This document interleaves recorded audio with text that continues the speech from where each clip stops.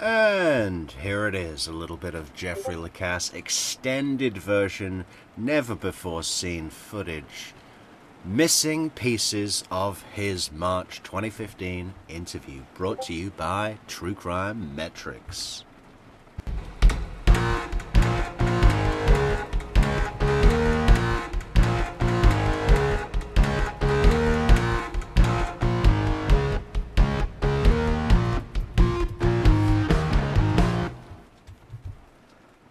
Hello and welcome back to True Crime Metrix. What have we got here? We've got our official FOIA, Freedom of Information Act request back from TPD, Tallahassee Police Department, who have sent us a bundle of evidence. A bundle of evidence, original footage, unedited footage, several things, including Jeff Lacasses' interview with police from March 6, 2015. Where he returned to break open the case. How fantastic is that? Many thanks to our wonderful moderator, Amy, who put in a request. And yeah, we need to actually add a goal on the channel, because I think there is more blood to be squeezed out of that stone. Yeah. We're going to be getting to it, guys. We're going to be getting to it.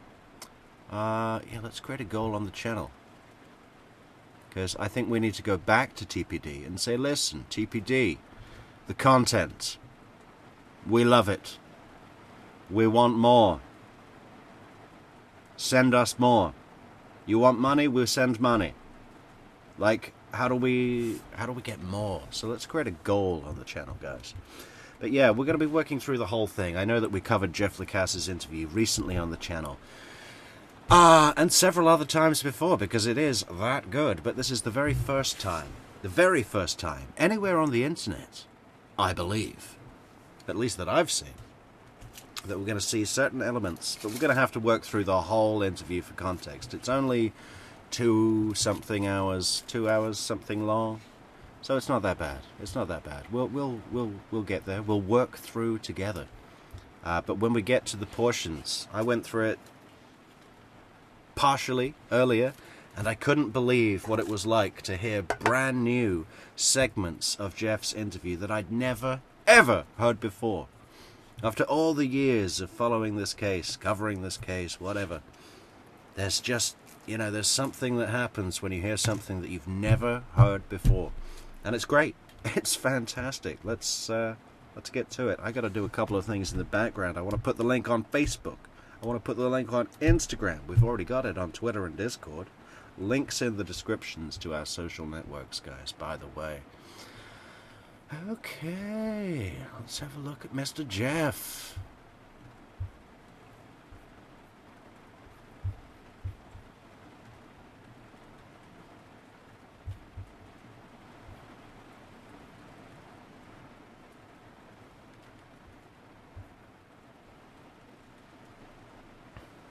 There's no audio yet, but I like to watch him anyway, going through his man bag. But when I come to Tallahassee, I want to get the exact same Jeff Lacasses man bag. That's going to become a Metrix add-on, accessorize me.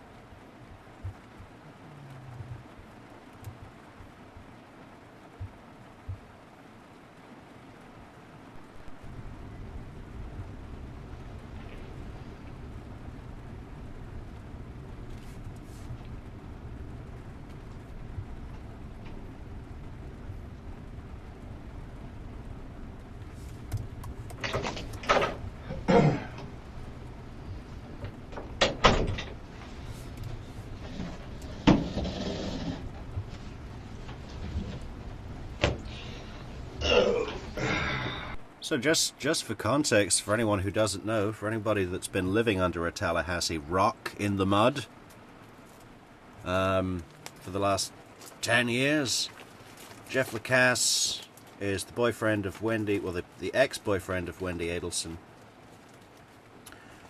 who, you know, Dan Markel was the ex-husband of Wendi Adelson. He was shot, and Jeff Lacasses was looking like a pretty good suspect. He was called in. He could prove where he was. He had a receipt from Kmart, but he also had instinct. He had concerns, and he's been away now. He was called in soon after the murder in July 2014, and then he went away for several months and made notes, went through every text message, went through scenarios in his head, started to put together the pieces of the case, and then came back with you know, information that might help law enforcement solve the murder of Professor Markel, right? That's why he's here. That's why he's come. So it was Jeffrey or Jeff? Jeffrey. J-E. R-E-Y. It's Mr. Lacasse, detective, okay? R-E-Y. And it's L-A-C. A-S-S-E. Let me get your date of birth, Jeff. Sure, 10/18/7. I love how General Isom never misses an opportunity to confirm a spelling. So, how do you spell Monroe?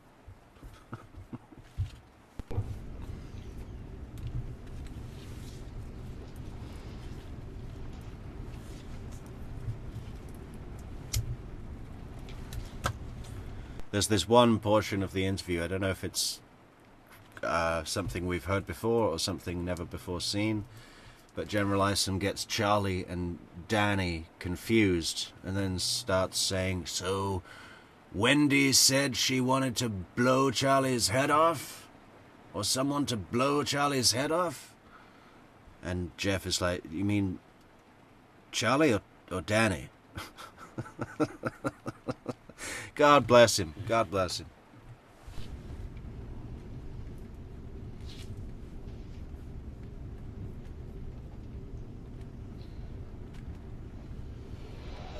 Okay. So what's up?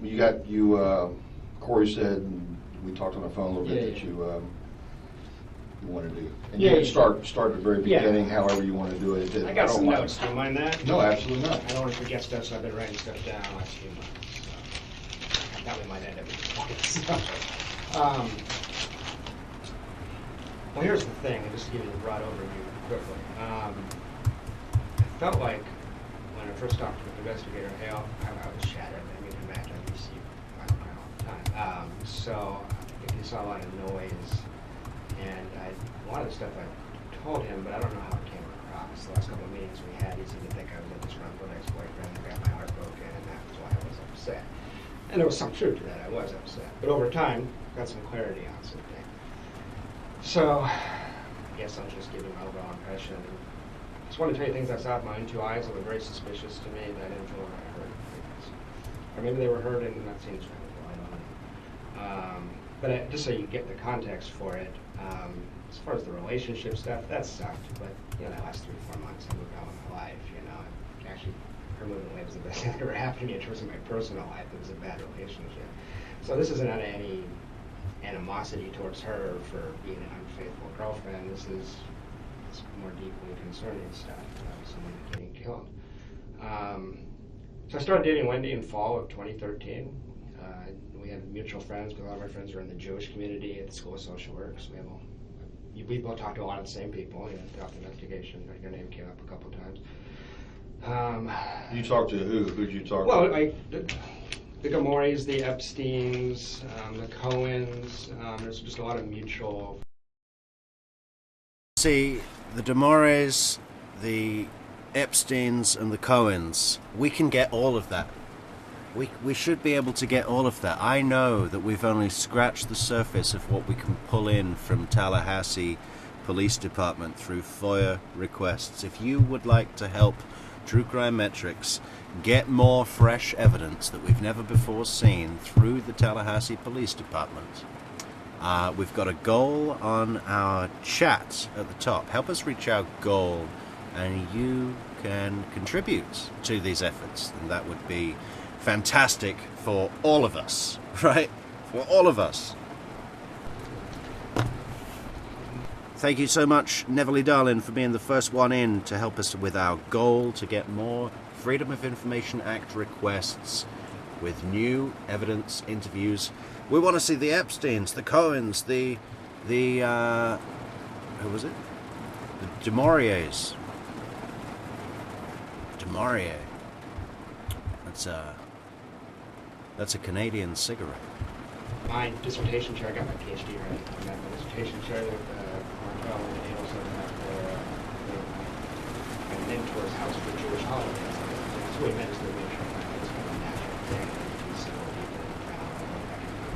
You and Wendi. Yeah, me. And who was the person I introduced is a guy named Stephen Tripodi, who's a professor, but his wife used to hang out with Wendi. We just have a lot of like mutual friends and stuff. So that's how we met. So we dated casually in the fall. She just got divorced, so had I actually. And at the time, I mean, I came in here before, like, I thought Markel was a dick. I mean, that's what I had been taught by Wendi. Over time, I realized I was kind of misled. But in the fall, it was interesting. Let me start. Danny had been describing Wendi as a pathological liar and a mentally ill narcissistic sociopath in a semi-joking manner, but to you? To other people. I love that. I love that. She's a pathological liar and a mentally ill narcissistic psychopath. I mean, I could not put it better myself. That is the clinical definition of a Wendi Adelson, right? That through the grapevine, because people said, be careful with Wendi, she's a little unbalanced. And I said, well, she seems upset about her divorce, but I don't know if she's unbalanced. I didn't take it seriously at the time. That sounds extreme, right? I thought these two people were having a nasty divorce, he's calling names. I thought it was totally out of line. It's one of the reasons I was upset with him, because you've seen the court documents. I mean, he got sick of her and really went after her legally in a really aggressive way, and not knowing the background. I thought it was inappropriate, I thought it was taking things too far, trying to disbar your ex-wife, Oh, thanks, Acapella. Yeah, I can turn up the audio on the video for sure. Well, one impression I'm left with is, I don't think I said this before, like in December or January, I thought that was totally out of line. By May, I don't know if those are technically the correct words, but by May, I knew exactly what he was talking about, and this is a very troubled person, Wendi. Okay, that video is on max. Is that good with the microphone as well? Is it the same, or should I turn the mic down, do you think? It's a deeply troubled person. And at first, she's gorgeous, she's smart, she's funny. I mean, I fell for this girl like a ton of bricks. Most men would. I mean, that was one reason I stuck around too long. But just an overall impression of her. And Danny says this in court documents, actually. She's a very manipulative person, a pathological liar. Wendi was an alcoholic while I was with her. She drank her dinner most nights. Extremely fragile, extremely depressed. Many, many nights. She drank her dinner both nights, except she doesn't know anything about booze. She doesn't know what bourbon is. It was my first time purchasing bourbon. I don't go to many liquor stores. I had a martini at Uvier and I threw up at the dinner table. Oh, by the way, we get new information from Jeff here about the Uvier dinner. Never before heard information about the Uvier dinner. That's coming up.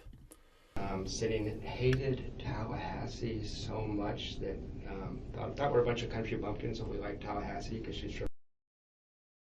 Hey, Mr. Pinto, I can't turn Jeff up anymore, unfortunately. Or can I? No.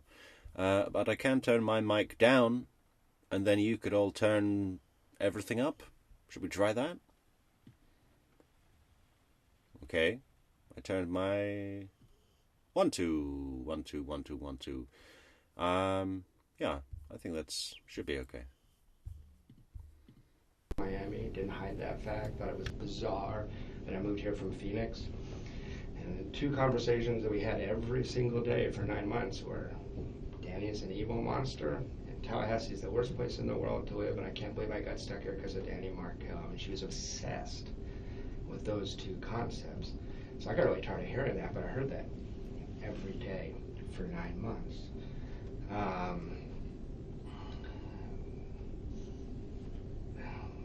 Wendy's very manipulative in that she plays the victim very, very easily. Whenever we got into a confrontation, she'd pour me. Very sensitive that I work with DV victims, women that have been raped as a social worker, all that kind of stuff. So I'm a sensitive Mr. Rogers kind of guy. So it's a very, easy way to manipulate me, or Markel for that matter. But she just wasn't stable even in the fall, and able to cover it up here or there. One of these people, the first 100 hours you spend with her, you think she's amazing. 101 on, you're like, shit, what did I get myself into here? This person's kind of crazy. You talk a little fast for me. I'm sorry. 100 hours? Yeah, first 100 hours you think she's amazing. Then after that, wait a second, there's some tremendous flaws here. So she puts up a very good public face as this accomplished, beautiful, smart, funny woman. I was with her 4 or 5 nights a week for 7 or 8 months total, I would say. More in the spring than the fall. And she was deeply troubled. She was on psychiatric medications, and in March she decided to come off of those. March of 14? March 14, spring break, Immokalee, actually, that's when she went off them. And this will make sense to me why this matters. I don't want to give you BS or all that information, but she's already a sensitive person, so much that, you couldn't say to her, like, hey, I'd appreciate it if you'd be a little more considerate to me. You're being kind of, she'd break down crying for 2 hours. She would throw a tantrum. I've never seen anything like it. Anybody I've ever dated, I've dated some pretty crazy women. So, but then when she went up there to SSRIs, it went from being fragile to being, she had no resilience. She would just melt down in an absolute second. For over what? Anything. Any kind of criticism. Oh, if you had given her criticism. Or anybody did. Anything negative. I've seen her lose her shit over, cake going bad in the oven, and she's devastated for 6 hours. This was in the spring. So this was like... I've seen her lose her shit over a cake going bad in the oven, and she's devastated for 6 hours. Oh, that's an indicator, right? That's an indicator. That's definitely a potential trait. This is why we need to get our DSM-5, because we can go to the DSM-5 and look up the potential personality disorders that would be consistent with. The state she was in as we approached the time of the crime. So I'll skip the whole thing where we date the first 6 months. It was, she played hard to get. I chased her. And eventually she agreed to be my girlfriend. We go to spring break, and she starts coming off the SSRIs. Things start getting pretty weird in terms of, we had a couple, first time we spent a week together, you know how that is. Of course you're going to have a minor thing, you're going to find out who this person really is, and she just found it devastating. And a couple of times I called her, she's very narcissistic, and a couple of times like, I'm here too, just basic stuff like that, but she would just lose her mind over that kind of stuff. So if I just fast forward to spring break on, so I can skip all my bullshit and just tell you what's pertinent to the crime, I think. She starts coming out those SSRIs March 12th or 13th. March 12th? 12th or 13th is when she started. So that was spring break, like almost a year ago. Of 2014? 2014, exactly. Okay. Okay. So March 12th and 13th, y'all in Immokalee? Yeah, that week we're in Immokalee. And that's for this retreat for your students? Alternative spring break, yes. Yes, sir. And you're... And I just love how in this interview, particularly this one, I think this is one of the funniest ones of General Eisen, because Jeff goes on to this, I know he talks fast and he's got a lot to share, but he goes through this big thing of describing a potentially dangerous and suspect personality disorder wreckhead person that's real close to the events in question. Jeff was going on there for several minutes of pertinent content, and then General Isom comes back with So, at the beginning of June, you were in Immokalee? Yeah, we got that. That's the least important detail, okay?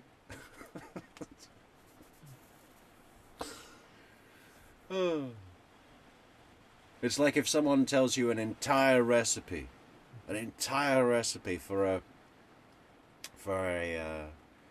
fantastic lunch, and then the person listening to the instruction who's busy writing line 1 on their notes says you break 2 eggs into a bowl, right?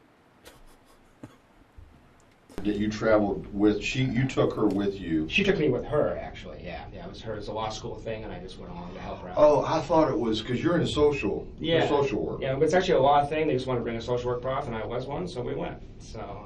Okay, so these students that are going to this alternative spring break are law students. They were. And some med students, yeah. So exactly. But one of the reasons I went with her is she's very childlike, very much like a 13-year-old girl. Thank you so much, Boo, a dog named Boo, for the coffee, the wonderful coffee on buymeacoffee.com. Great way to support the channel, Boo. Link in the description, buymeacoffee.com/True Crime Metrix. I don't know if she could have handled it on her own. I had to do an awful lot of things for her. Her parents investigated it by saying, I mean, she needs to be taken care of. She's such a fragile person. When she would travel to Miami, her mom would drive or fly up here and go down with her every single time. Oh, she didn't travel on her own? No. So weird. And at first I thought, what overbearing parents. And then over time I'm like, oh, I don't want to let her go on spring break by herself either. She's won't be able to handle it. She'll lose her shit, you know. So, just as... Hey, I see a couple of people talking about Donna's hearing, right? And one thing I noticed on a rewatch of Donna's hearing is that when she's going through, like, from the letters that we've been receiving at the Metrix studio from Donna Adelson in jail, we've heard her complain about ants coming through the wall and crawling in their hair and on their skin and in their beds, right? And there was this one point in Donna's testimony on the stand thank you so much, Pinto, for the 5 coffees on buymeacoffee.com. Thank you, Pinto. Thank you, Sally. Yeah. So as Donna was describing the sciatic pain that she's been feeling, the shooting, burning pain, whatever it was, she described it as almost feeling like ants crawling on her skin. Which, that is concerning to me. That, you know... And even though she told us, she was on the stand so much, telling about us all of her problems with the jail and how terrible it is, to the point where Judge Everett is like, can we move this along to more pertinent, the most pertinent facts or whatever. But she didn't mention the ants coming through the wall in court. But she did in her letter to us. And it's just the fact that we've heard her talk about actual ants crawling on her skin. And then she describes her, injury or pain feeling like ants crawl on her skin. I mean, that concerns me. That's a clear indication of deception in one direction or the other. You're using, and this is why I think Donna's letters are written in the way that they are. I think she's smart enough to completely steer away from anything incriminating.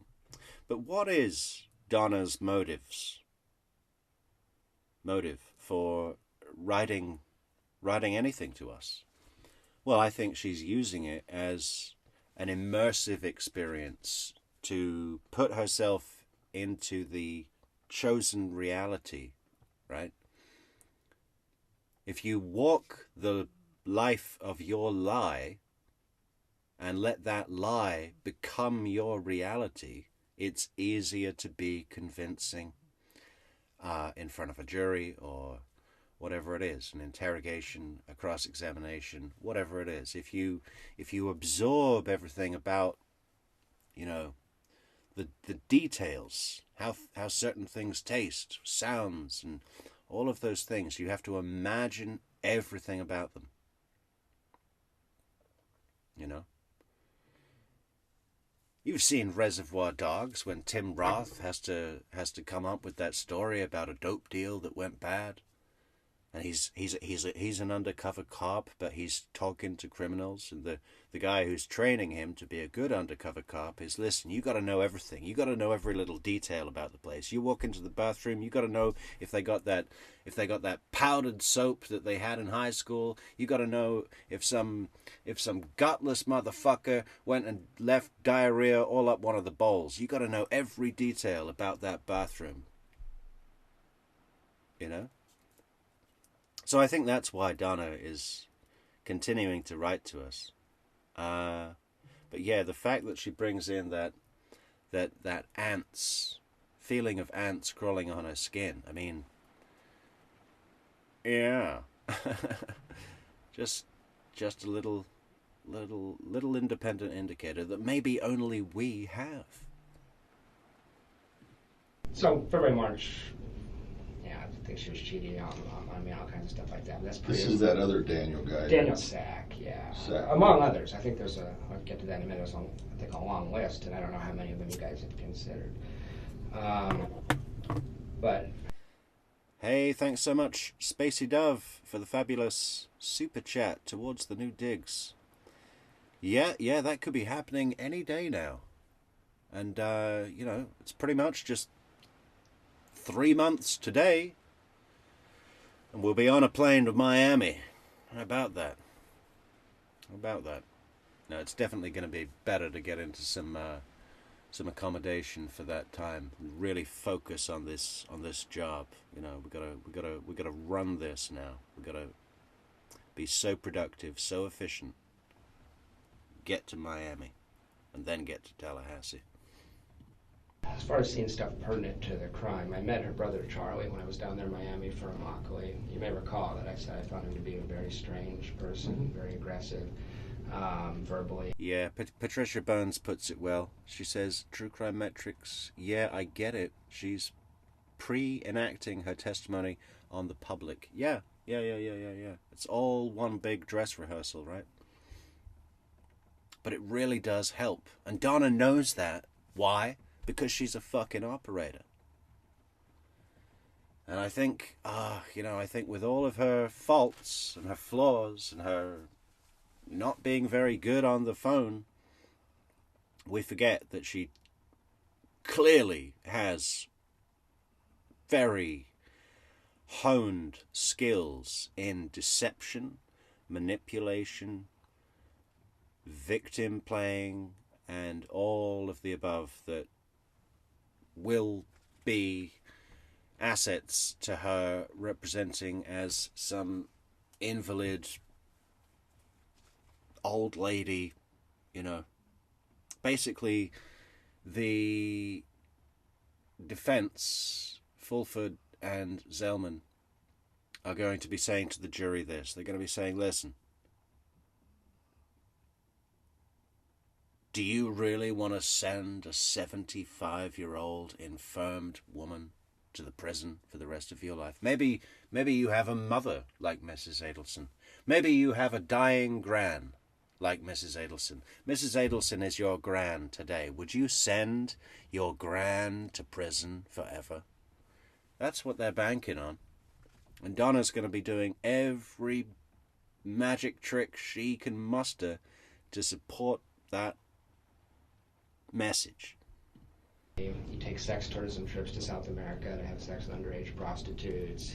Wait a minute, back up a second. Yeah, he takes sex tourism trips to South America to have sex with underage prostitutes. Sex tourism. Yeah, okay. Yeah, South America. I'm kind of a sheltered guy. Well, I was shocked not only that he would tell people he did that, but that he would tell his younger sister. That was strange to me. Very odd. And there's this odd dynamic between them. The whole family is real weird. Most people that spend time with them say this is, social workers might consider incest in this family. Is there violence in this family? Something's up with this family. But I mentioned to you that he...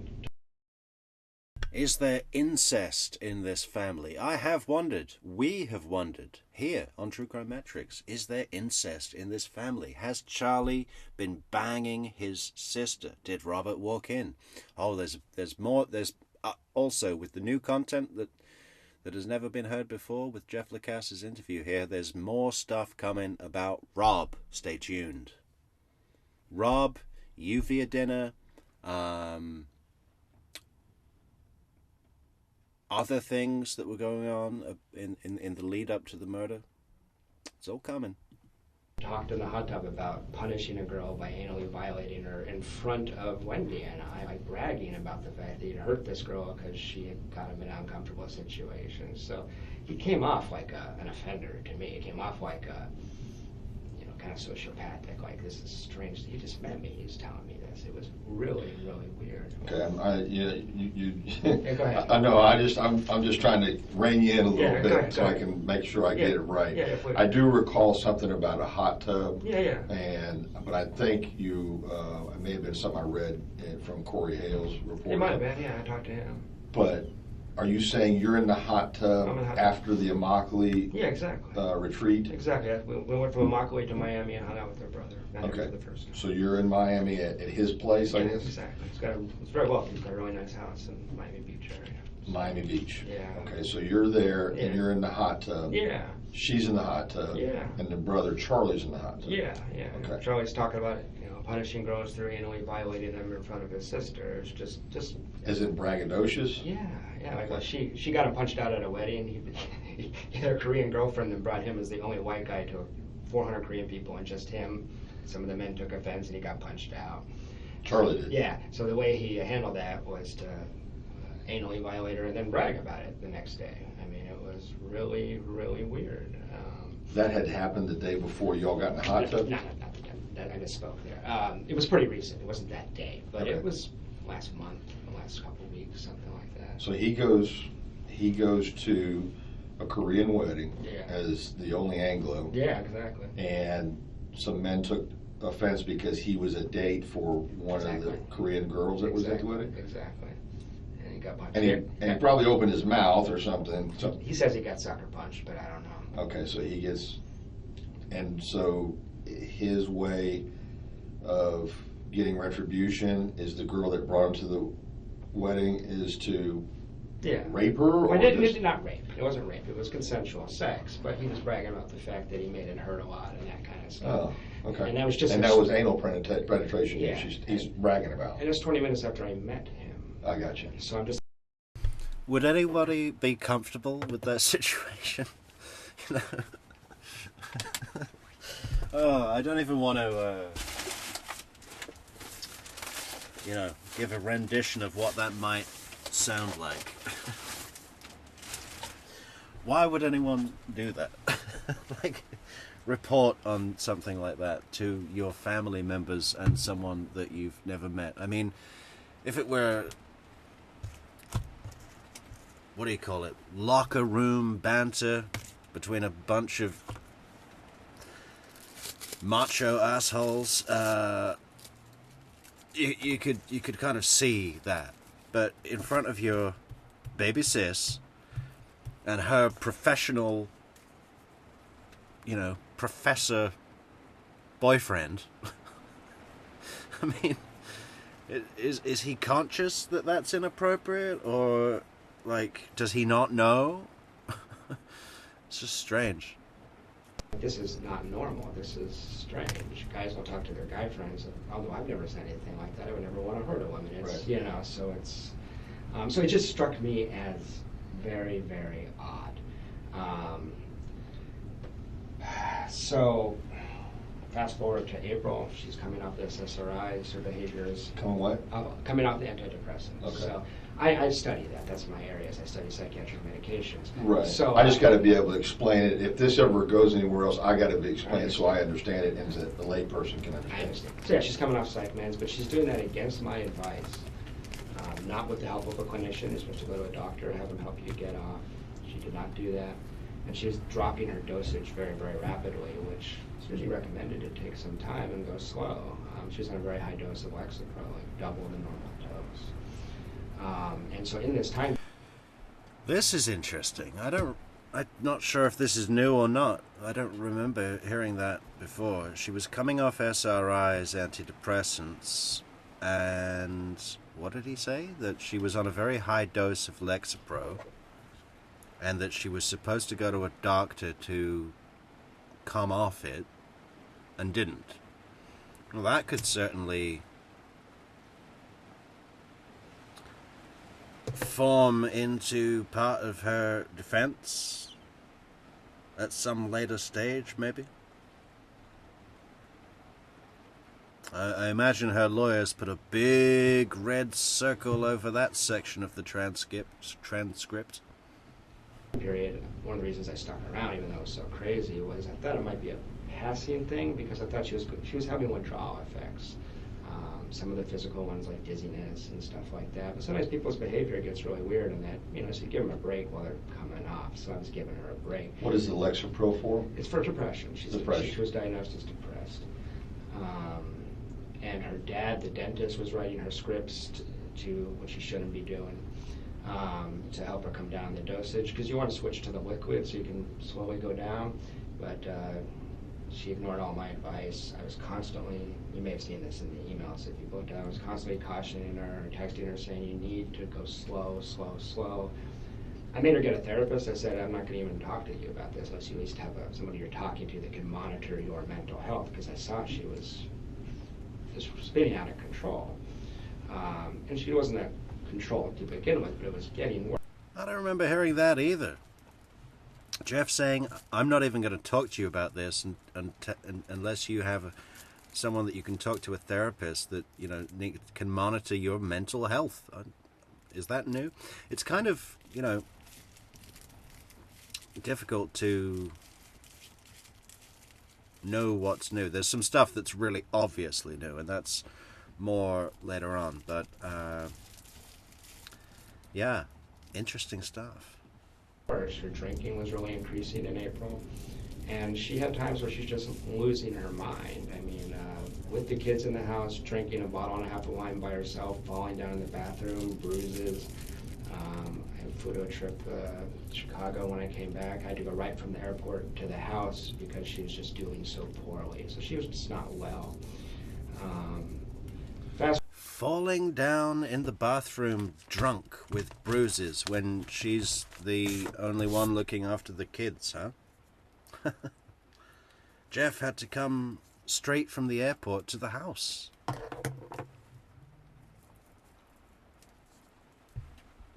Fast forward to May, we have that incident in the coffee shop that we discussed, that Officer Hale and you were, I assume that's one of the reasons you guys were interested in talking to me in the first place.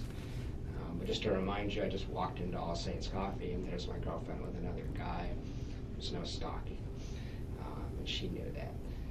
But there's been no complaint of stalking against you? There has been informally. She tells people this. Yeah, so. But I'm saying there's no... Oh, no formal legal You charge. shouldn't have been contacted from anybody from this department Never, for a never. complaint about it? No, never. I'm not worried about that. I didn't bring an attorney because I didn't do anything. Right. I'm not worried about it. But that was a big deal in our relationship. And Right, because you see her there, and she's with this guy, and yeah.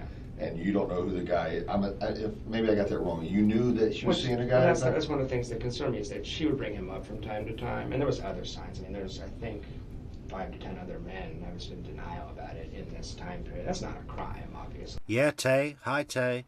And I think that was new, wasn't it? I don't remember ever. I've seen Jeff's interview 20 or 30 times. I mean, I've never heard the thing about the Lexapro before. Or the falling down in the bathroom, I think. But she's very impulsive, very erratic, doesn't think things through. She will do them and then worry about the consequences later. She was remarkably sloppy about cheating on me in terms of, well, that's what was interesting. Up until about early June, she was covering her tracks pretty well, actually. I'd heard of Daniel Sack. I knew he was an ex-boyfriend. But after that fight... So up until early June, when the first murder, murder attempt was made in early June, covered her tracks real well, you know, bringing him in. The kids should call you Daddy. And then, oh, I left my phone on the counter, unlocked, with a text from my other lover. Not a huge fight, we had a mild fight about that, and things started to get really, really strange, and this is what I think I had a hard time getting across to Investigator Hale. So we have that fight. She goes to Portland for a weekend, she comes back, it's now June. In June, I was walking around saying to all my friends, I don't know what is going on. Something is going on. We had that very frank talk about that and decided to stay together. She said, it's one guy, he's gone. He literally moved out of the area, as you probably know. So, Sack, yeah. So I said, okay. One thing about Wendi is this is where I worry about the crime. She's very easily influenced. She doesn't have much of a sense of self. And when she was with Danny, she kind of became Danny's extension of Danny, you know, attached herself to him. She didn't attach herself to Sack. He was into polyamory and having multiple partners. Yeah, I've wondered about postpartum depression as well, but I think it was an unusual type of postpartum depression in that when Donna was pushing Wendi to go on to J-Date and find a, you know, Harvard-educated scholar, legal scholar, to marry, I can imagine Donna saying, yeah, you know, good to find a good Jewish boy, educated lawyer, and don't worry about the, you know, Judaism kosher meals, because we'll persuade him out of all that, you know. Don't worry about that. And Dan was just too strong on his morals, right? Wanted to keep the kosher, wanted to have the boys wearing those little hats. What are they called? The yarmulke or something. Yeah, no, Wendi, and this is where Wendy's real resentment started from her mother, for her mother, because she was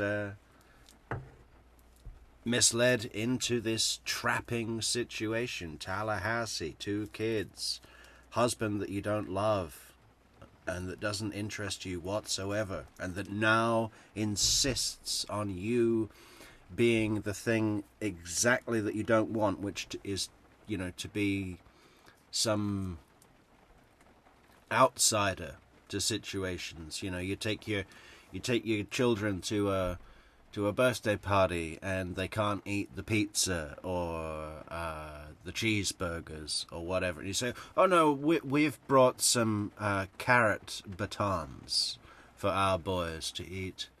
The carrots were blessed by a rabbi and we'll be sitting over here. That's Wendy's big thing. She doesn't want any of that weirdo, you've got your religious practices thing. That's her biggest repellent. And Tallahassee. Put the two together and it's all Donna's fault. Well, because Donna would have said, don't worry about the Jewish lifestyle, because we'll persuade him out of that. We'll make him an atheistic Jew like us. And the fact that Wendi couldn't pull that off with Dan is one of those things, like Jeff Lacasses says, if the worst thing you can do to Wendi is point out that she's not perfect, and her failure to bring Dan and manipulate Dan because his morals were too strong. Her failure to do that is pointing out that she isn't all powerful, right? She failed on that mission, and she doesn't like that feeling, right?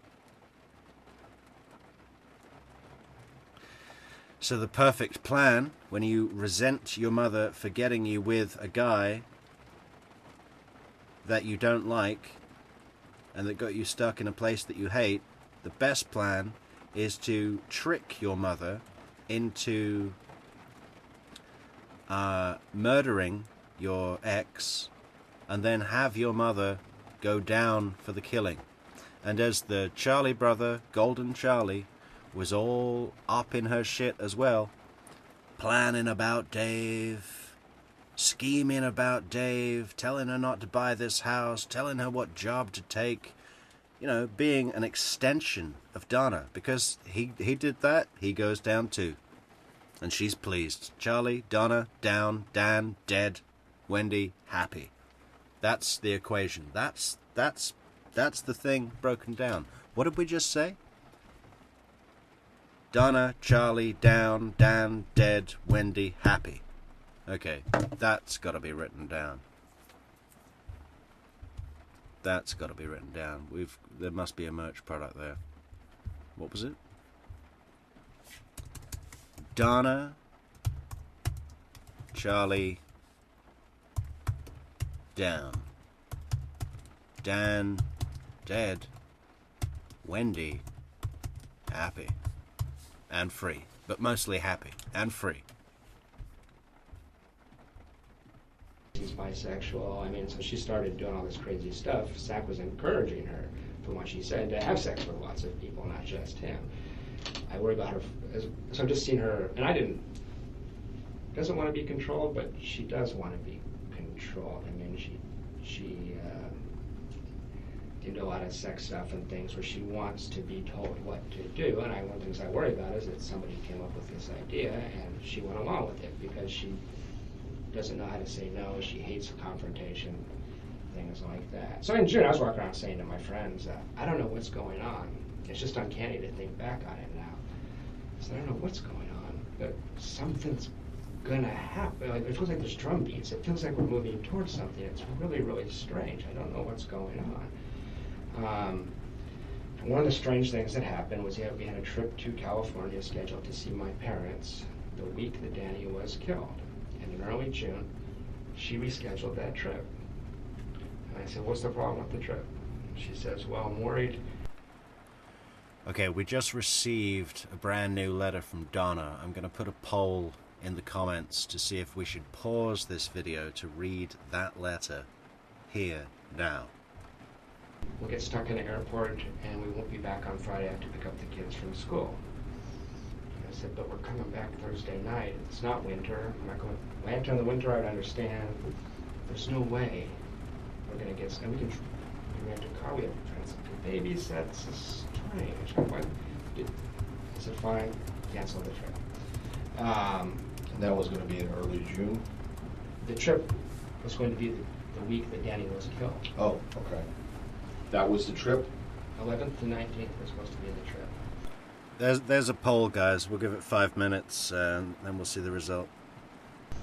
So we had a trip planned, and she was real strange about the fact that we had to reschedule this trip. It just didn't make sense. And I even said, if you just don't want to go because you don't feel comfortable right now, just tell me. That's cool. She goes, no, I have to pick up the kids from school that day. I just have to. I don't want to do anything to stop that. You know. And she said, I'll miss the kids at that point. I said, okay. A couple of days later, I say, well, she said, but I want to spend that time with you. I was leaving for Tennessee on Friday. She said, I want to spend that Monday through Thursday with you. I said, great. You want to go to St. Augustine? She loves the beach. She hates Tallahassee. This again is just very strange and suspicious to me. Wendi Adelson tells me, what I want to do is a staycation. I want to stay home in Tallahassee. I said, You want to stay in Tallahassee the hottest week of the year? He goes, yeah, we'll go to Tom Brown Park, we'll do this. I said, you hate it here. I'm offering to take you away. Why wouldn't you? It's just really strange at the time. I remember saying to my friends, like, Wendi wants... People laugh. I said, Wendi says she wants to stay in Tallahassee. Like, she leaves town. Sure, you know, every chance she gets, she leaves town. Why would she want to stay? I said, I don't know. I have no idea. Finally managed to convince her to do a trip to St. Augustine, but we had to schedule it so that we were back basically by the time of the shooting. So that was just strange. It was peculiar at the time. And she was, when we scheduled that trip to St. Augustine, I was sitting her, she has her calendar open. You have to schedule everything with her. That's just how she was. It was just, at the time, I can remember sitting in her office trying to schedule this, and there's this weirdness about that weekend. We're scheduling other things, no problem, but that weekend, she just was intent on it. That day meant something to me before Danny was shot. Right? There's something weird about that week. I don't know what it is. There's something weird about that week. If we keep going through June, other things I noticed in June that were really crazy. Let me back up a second please, so I get this right. Yeah. July 11th through 19th, you're supposed to go to California. Yeah. Leave on the 11th, come back on the 19th. I can look it up for you. It might be 12th to 19th, but it was the week that Danny was shot. Yes. Okay. Yeah. So when is she saying, I can't do it? What date? What date are we talking about when she's telling you I can't do it? Early June. I can pull up exactly. Early June. Early June, yeah. So you're supposed to go to California with her, just you two. We have plane tickets purchased.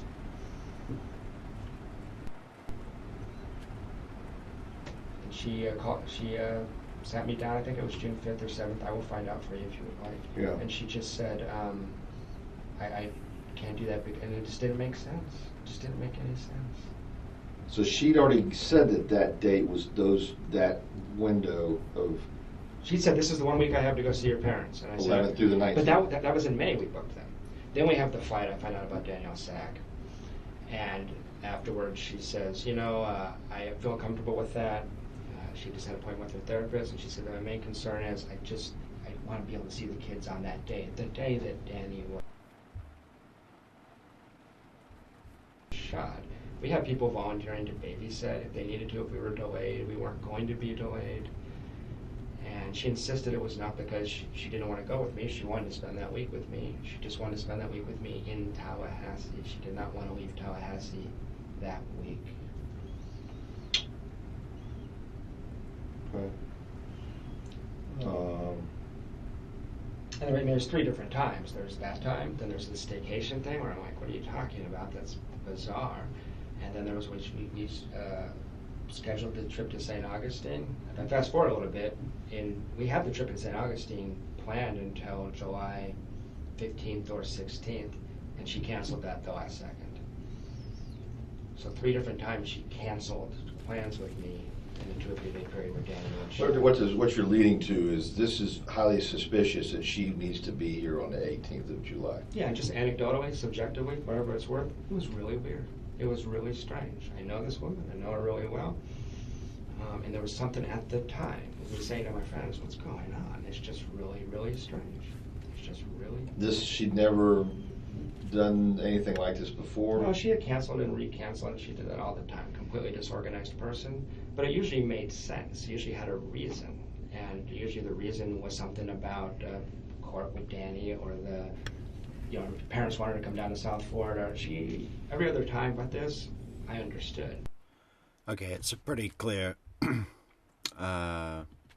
result on the poll. 88% in favor of pausing the video to read a Donna email, which is quite long. Quite long. Let's see what she says. So, Donna Adelson says...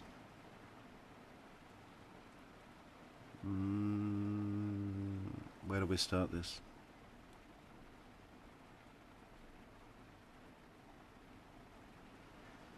I hope you enjoyed celebrating Valentine's Day.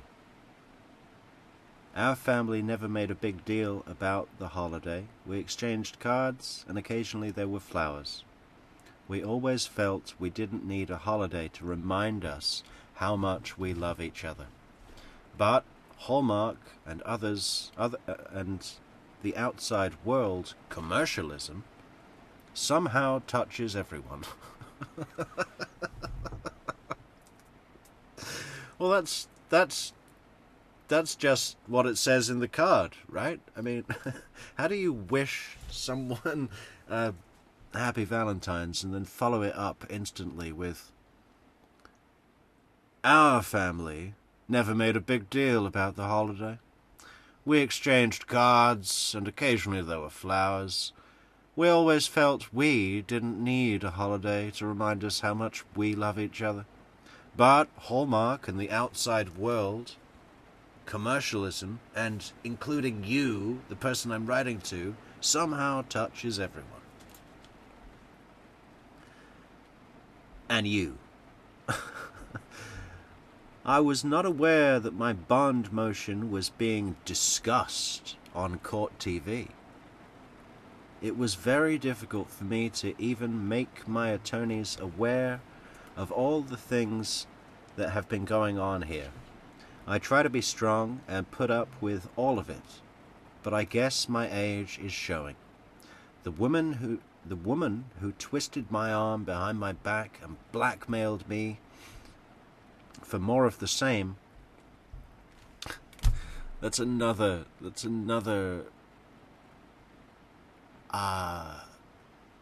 tell, you know, that's like rough someone up. These are colloquialisms, right? I mean, we had that word misused yesterday by Mr. Zellman, but this is a colloquialism.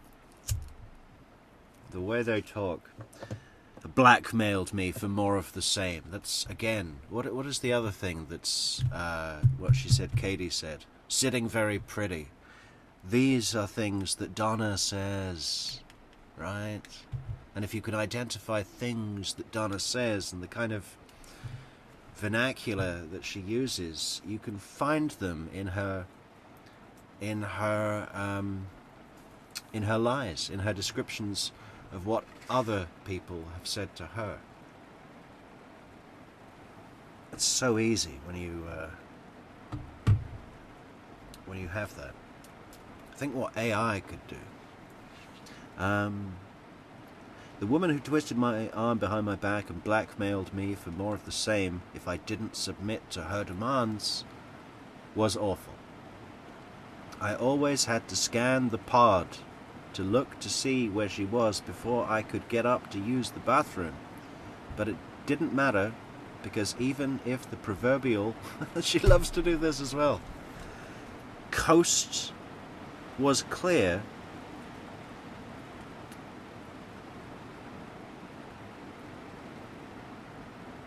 I'm not even sure that would count as a proverbial.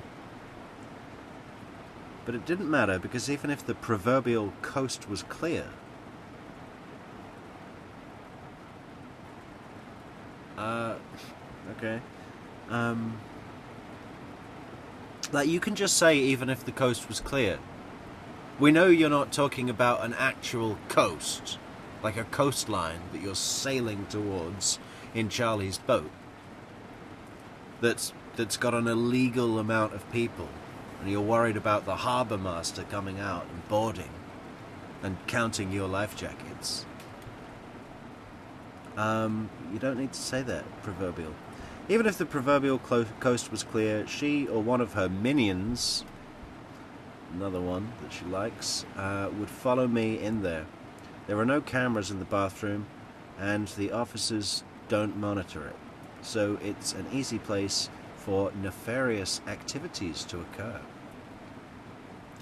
So yes, I have had my share of painful and upsetting attacks here, but snitching on someone is a sure way for things to get worse for you. It's spelt like the number 4, F-O-U-R, for you. As a result, I thought you were a spelling bee champion, Donna, 60 years ago. What happened to that, Donna? Why are you spelling things will get worse for you, like the number 4? As a result of what she did to me, I have severe pain running down my arm and likely a pinched nerve, as I now have numbness in 3 fingers. Like you, I would also have thought that my age would keep me safe here. There were many instances of some of the younger women helping me lift a chair and relocate it without my asking. In general, rather than respect or compassion, my age made me an easy mark. I think she meant to say, made me a proverbial easy mark.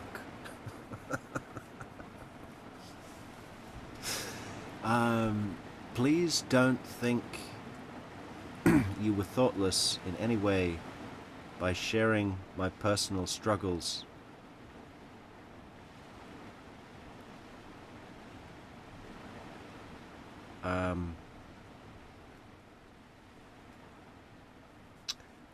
I just have to navigate around this a little bit.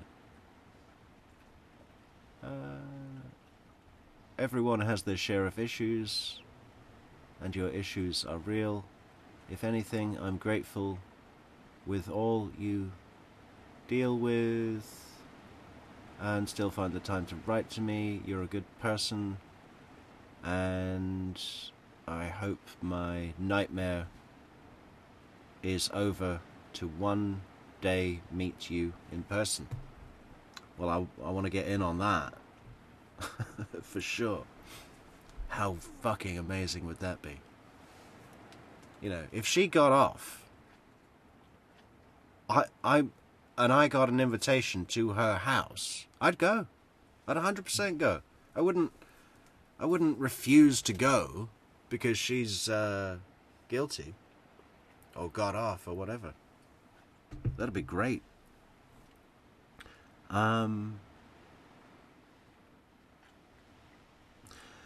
I try to find the good in every situation. I've lived my life that way. I am very fortunate to have an incredibly loving and supportive husband whom I speak with several times every day. When I'm having a particularly bad day, just hearing his encouraging voice is often enough to get me back on track. Coffee, coffee, coffee.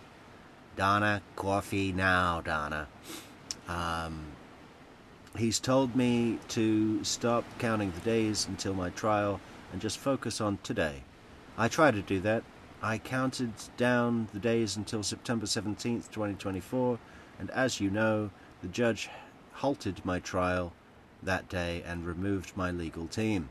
So, you never know what can happen. It's better to just deal with the day you're in. No one knows what the future holds. Well, we got a pretty good idea. A guilty verdict and a life sentence. You know? That's yeah. We're weighing in on that. No one knows what the future holds. I also have wonderful friends who are supportive as well. I have to believe that the truth will come out and the stories out there that the state, with a lowercase s, that the states and media have spread over the past 10 years will not win against what actually happened.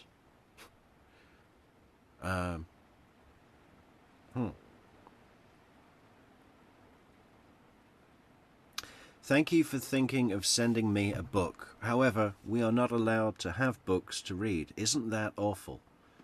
Not only do I love to read, but I used to lead the book club at the apartment building where I live. I followed the rules in the inmate handbook where it says a book may be delivered to you if it is soft covered, no staples, not of a violent or pornographic nature, and is mailed directly from the publisher. My husband did that twice. Both times the books were returned to the publisher.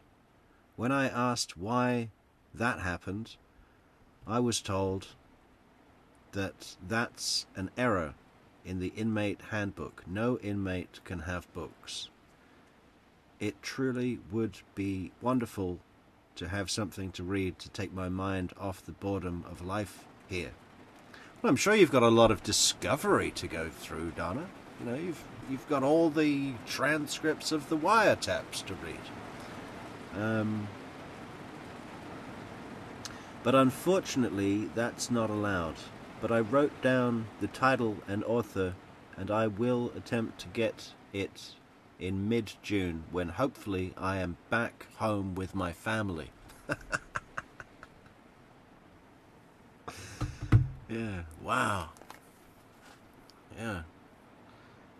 It's hard to believe that I've been here 15 months now, and to end my time here in isolation in protective custody is awful. But I just have to get through today and hope for a better day tomorrow. My bond hearing is on the 26th of the month. Please keep your fingers crossed for me. Smiley face. Stay well, Donna. And there's a comma after her valediction, which is not correct. Okay? You have a comma after a salutation, but never a valediction.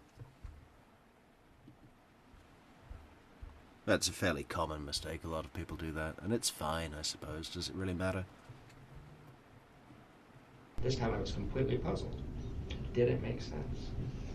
And it was very, very strange. Okay, so she cancels this trip to California. Did you go anyway? I did No, not. of course you didn't. You were okay. Wish I had. Yeah. And so what happens to these plane tickets? Her ticket, I have no idea. So she bought her own? Yeah, we bought separate plane tickets. As a matter of fact, I don't know that she did buy a plane ticket. Oh. But she told me she did. Same airline? Same flight? I can find out if I can send you my reservation. Because we had a discussion about getting our seats moved together, so I think she probably bought a ticket, actually. But I never saw the ticket. It wasn't discussed any further? I can't recall.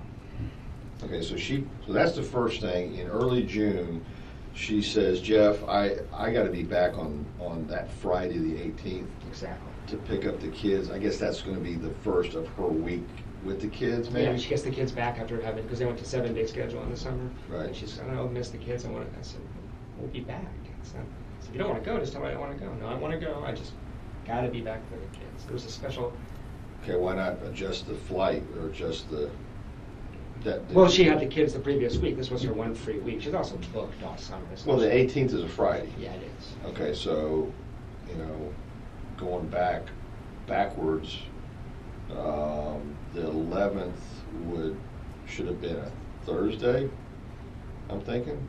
I can look it up, but it just wasn't. She was booked week by week throughout the summer. She doesn't even have any school stuff, right? I mean, I don't know if you're off during that time. No, I'm completely off. She has a lot of obligations to her parents. Her parents want her down in Miami every chance she gets. So I'll do this count, and there's parents. All right, so three different occasions. This at the time it's like, oh, what's going on with the 18th of July or the week of the 18th? What is this? I don't understand what this is. Okay, so the first thing is the California trip, and it's next. Yes. Then you want to take her to St. Augustine. Yeah, she wants to stay, and that's just bizarre. But did you ever make plans to go to St. Augustine? Yeah, so a week later, again, it was out on the calendar, and it was really strange. There was this hesitancy about that weekend. She says, I'll go to St. Augustine, but we have to be back early on Friday. Early on Friday? Early on Friday. What is early on Friday now? We were going to wake up and come straight back from St. Augustine, so we would have got up at 7, been here by 9 or 10. Okay. She hadn't picked up the kids from school until 4. It didn't make sense. Okay. So I said fine, and my thing was I was going to drop her off and then drive up to Atlanta. I was going to drop her off and go. So that was just strange. It just stuck in my head. Like, what? Because your trip to your friend up in Tennessee, what was the date you were supposed to go? I was supposed to leave at about 10 or 11 a.m. on Friday the 18th. Okay. Because I was supposed to the original trip was to go straight to Atlanta, stay the night in Atlanta, then go to Tennessee the next day. So I was supposed to leave here at 10 or 11 and get there at 4 or 5. On Friday afternoon. Friday afternoon. Yeah, Okay. that changed. But that was the original. No, because you left on Thursday. Yeah, I All right, well, let's jump to that so I can fill in this blank. Yeah. Why did you leave on Thursday? did. We'd had a huge fight in late June. I discovered some other cheating. I was very upset with her. And she had sent me we had sort of broken up, basically. But she put me on a 7-day hold. Oh, yeah, okay, I remember that. Yeah, she sent you an email or yeah, something? Exactly. So the night before, I was so upset. I was just like, fuck this, I'm going. I just I said, get out of town. I was upset. But that's something my friends have said to me that I've never said this, but my friends have said, Jeff, sometimes it's hard for me to see this clearly. They can see it more clearly. Jeff, you do realize that if you left Friday at 11 a.m. for Atlanta, what this would have looked like, you would have been in custody. You're really. Oh. Now, I'm not saying that, but some of my friends, it was like a clumsy attempt to take attention off her and put it on me. I'm not saying that's true. It sounds a little far-flung to me. It sounds a little clumsy to me. But she knew exactly when I was going to leave. I'm a late riser, and she didn't know I changed my plans, obviously. So I'm glad I changed my plans. I wouldn't blame you guys for being a little more suspicious if you didn't. I mean, if I leave at 11, I don't get a flat tire. You just see me driving north 10 minutes after Danny's show. So that's... This is something that I only noticed recently. This isn't new, but I only remember noticing it recently. On this trip to Tennessee, where Jeff has been just had his head all fucked up by Wendi, and he's just like, okay, he speaks to his friends. He's like, oh, I got this email, and it's crazy, and the yoga class was really uncomfortable. And I'm getting mixed messages, and they're like, just go to Tennessee. So he's like, I'm getting in the car and I'm getting out of town today. Fuck it, hit the road. And then he gets a flat tire in a shitty 2004 Nissan Sentra. You know, that's just so, you know, it's just one of those things that's like, are you kidding? I'm going through all this shit, and now I got a flat tire. It's raining. The Georgia rain is coming in. Looks suspicious to a lot of people. You know, it makes it sound like a criminal mastermind. It may sound crazy to you, but that's what my friends think. So can I go back to the stuff in June? Absolutely, I'm sorry. No, any questions you want to ask? I know I talk fast, and just a little faster than I'm used to. My dad's from Boston, so I'm an adopted Southerner, but I haven't slowed down yet. So, in June, these are just my impressions. But it was 5 or 6 times in June. I'm playing with the kids. We had a good family life, terrible romantic relationship because she was cheating me all the time. But I'm home with the kids with her. Nice family. You at her house out on every time, yeah. Cameron. Exactly, off Aqua Ridgewood, nice house. So. 4 or 5 times in late June. I'm playing with the kids, reading them stories. I was very close to Ben in particular. I spent a lot of time with those children. I look out of the corner of my eye, and Wendi would be in the kitchen crying for no reason whatsoever. And at the time, what it looked like to me is she was like taking it all in, and she looked like she was grieving or something. And I would say, what's wrong? She'd say nothing. Or make up some bullshit story. She lied so much. But in retrospect, it makes me worry a lot because it looked like she was wrestling with something. It was very, it wasn't suspicious, it was just weird. Can you guys hear this rain? How bad is that? Do I need to mute the mic, or is it not really coming through? But in retrospect, it's like, wow, let's assume she knew something was going to happen. That's how a person might react, you know? She made a choice, but... That's late June? That's late June. That's late June. So that happened enough times that I talked to my friends about it. Also in June, Wendy's a pretty good liar if you get in front of her for an hour or 2 at a time.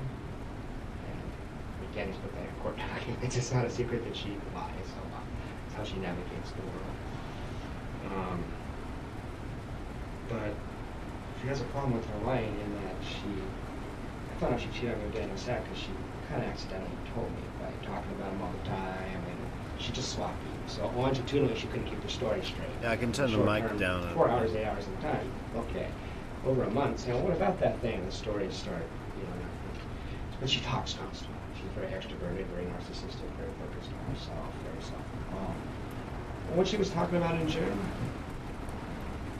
relocation to Miami. How terrible it was to be stuck in Tallahassee. Crying, I got stuck here, I didn't choose this, I can't stand it. And she talked about the fact that the only way she could ever relocate is if something happened today. Now, does she actually say that? This is the first time you've mentioned that. I don't think so. I think I did mention that to investigator. Okay. Well, no, it wasn't. I had 3 interviews with investigator Hale. Okay. The next 2 was me trying to tell him things like this. I don't think he was there. Okay. So, no, she didn't say anything like Annie. You couldn't say that word for word. But it was, because I was saying, hey, we're about to, get serious here. Are you going to be here? Because she hit it so much. I need to know what's going to happen. And she... Yeah, Soap's fine. She's got her head on her side pillow. Yeah, no, she's sleeping. She's fine. But this is a very nice rain. There's no thunder. It's just heavy rain. It's so pretty. It's like, well, the only way I could leave is if something happened to Danny. But if that did happen, that would be a tough decision. I would probably need to go back to Miami to be with my parents. So that scenario came from her. But it was a response to a question from me, so I think it wasn't fair about that. Sure. But it was, it's true. I asked if Danny might move with her. She said she would not be willing to do that. But she was talking about that. She would not be willing to do that? No, she did. Well, Danny had job offers from all over the country constantly. She wanted to go east of St. Louis or things like that. I mean, she was miserable here. She was here just because she came with Danny. She didn't like her job. She didn't like the area. She didn't like split custody. I don't know that people knew how upset she was. Acapella closed captioning, no, because it's live, but it will be at some later stage when YouTube makes that happen on the on-demand version. I mentioned to you before you came into the room when I said this, but this is the time period. I don't know the exact. I'm so distracted by relationships. Okay. Also, most people seem to really like the rain. I do too. So sorry if a couple of you don't, but gotta go with the bigger number, I guess. The rain stays. But she told me that Charlie had looked into having Danny killed in summer of 2013. She meant it dead serious. I wished that I'd follow up on that at the time. I figured out less. I'm always crazy, I can imagine that. But certainly he's not crazy enough to do that, so I gave her that. That's your interpretation. Is that right? No, let's back up. Yeah, go ahead. Let's get into the context of your conversation with her where that comes up about Please. So She just, she's talking about Danny. She's completely... where are we at? We're at her house in the living room in late June. Late June 2013. 2014. I'm sorry, 2014. Yeah, late June. And you know what this might have even been? This is sometime between June 20th and the Monday before Danny was shot. Okay. And I want to say it was right before, but I don't trust my memory on that, the date. And she's talking about Danny because that's all she ever talked about. Danny wasn't a human being, he was Satan. He was what? He was Satan. Satan, Yeah. okay. And what was real strange about this was that in January, February, March, they had a lot of court stuff, and I could see why she'd be so pissed off at Danny. Danny had calmed down. He liked his new girlfriend. The judge had read him the riot act in court when they went to court that one time and told the other attorney, you need to calm your client down and stop having your client write his own legal briefs. I'm sick of reading this crap. Danny was going to get his butt handed to him by the court, and Wendi was going to have to concede a couple things, but she was going to win, everybody thought. And he had calmed down. He really had. So I was trying to say, we could talk about Danny a little less. Danny's chill. Danny's happy with Amy. This is good. This is good for us, I was starting to see Danny a little more realistic at that point. So she's in the middle of these conversations, just ranting and raving about Danny. Very angry with Danny. She's very sensitive, and the worst thing you could do for Wendi is point out that she's not perfect. And that's what Danny represented to her is, you're a liar. Things like that. Okay. That's what Danny represented to her. The idea that she is not perfect. That's pretty much what I was saying earlier, right? She failed to persuade him out of the Jew thing. She failed to bring him out of the synagogue. He's still bringing the boys down to listen to the prayers and smell the incense. They're separating milk and meat in the kitchen. I don't want. I've got to bring these fucking rabbi-blessed carrot batons to a picnic. Danny represented the worst possible construct to Wendi. The idea that she is not perfect. Well, if anything calls for an elimination, it's that, right? Hey, she just comes out of the blue and said, I just wish something, I can't remember exactly what I said, but I was like, you know, this isn't going to ever be fixed in the way you want it. This is a wink to this man for your life. You know, there's no fix for this, but you have to fix what you think of, you know. And she said, well, you know, Charlie did look into having him killed last summer. He said it would cost about $15,000. $15,000? That's right. Seems cheap to me, but you would know better than I. And It's, I want to make sure I understand this completely. Please. So, June, what was the date? Between June 20th and March 14th, let's say. I think it's probably, I think it's closer to July, between June 20th and July 14th. I think it's closer to July 14th. Okay. She says, you know, Charlie did actually look into having him killed last summer. And he was told it would cost $15,000.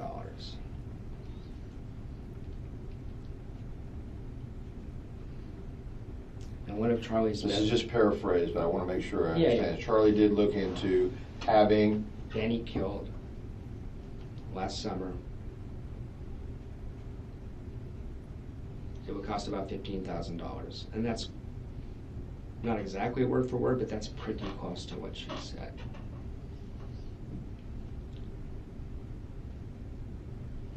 Wish to God I had followed up.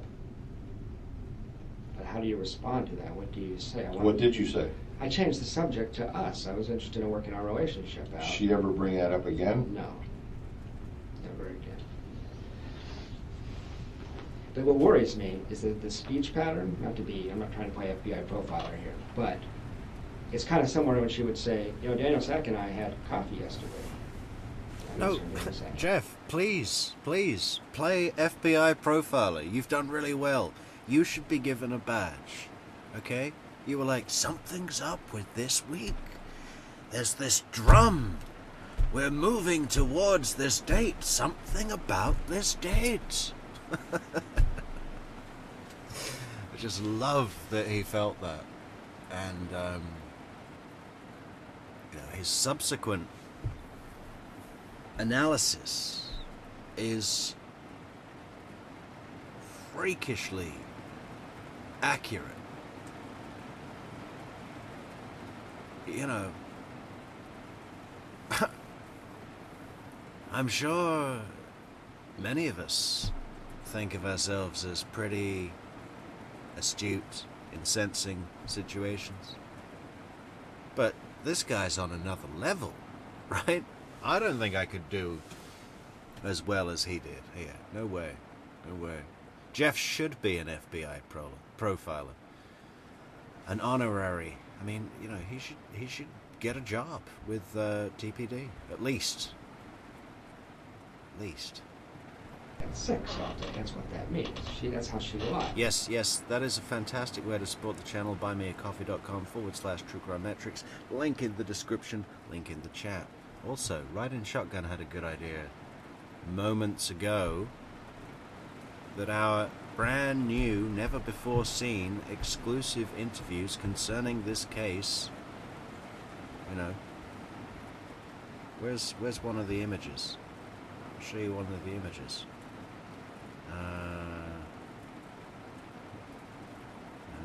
Let's see.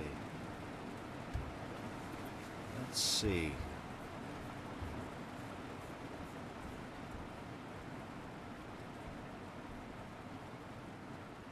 Save as desktop. And then browse. And then select open. And display. Who is this? Who is this?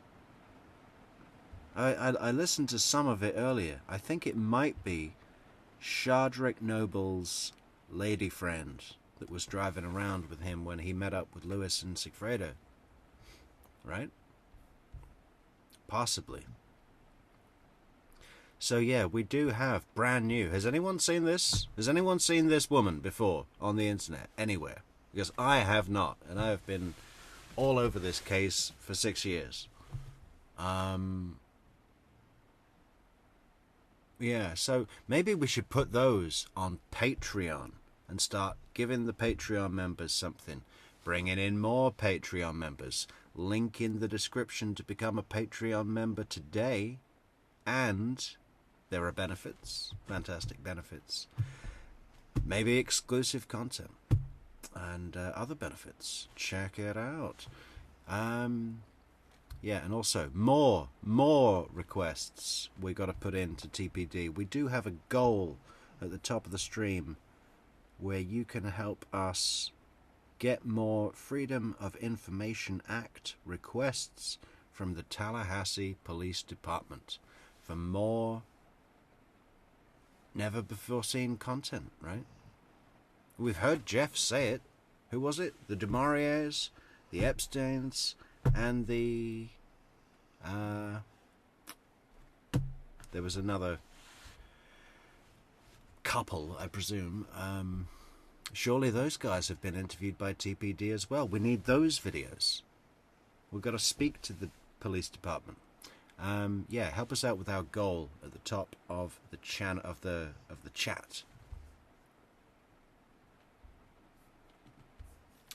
Yeah, let's go back to Jeff.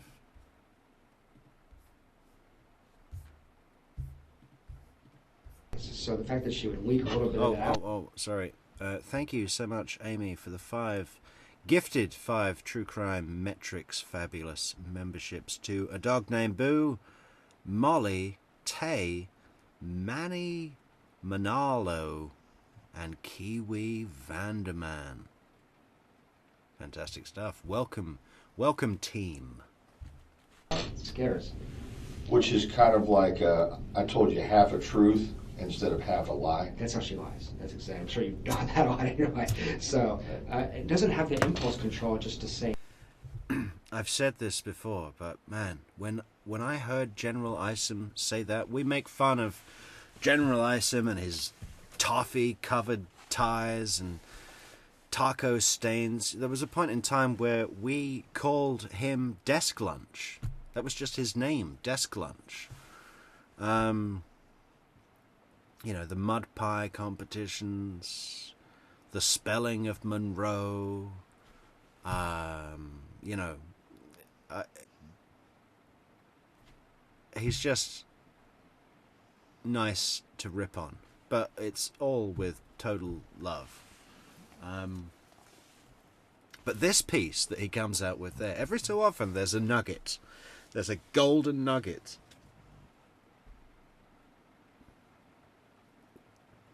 And the nugget is, so she tells you half a truth instead of half a lie. And that took me years to understand. But, you know, it's such an interesting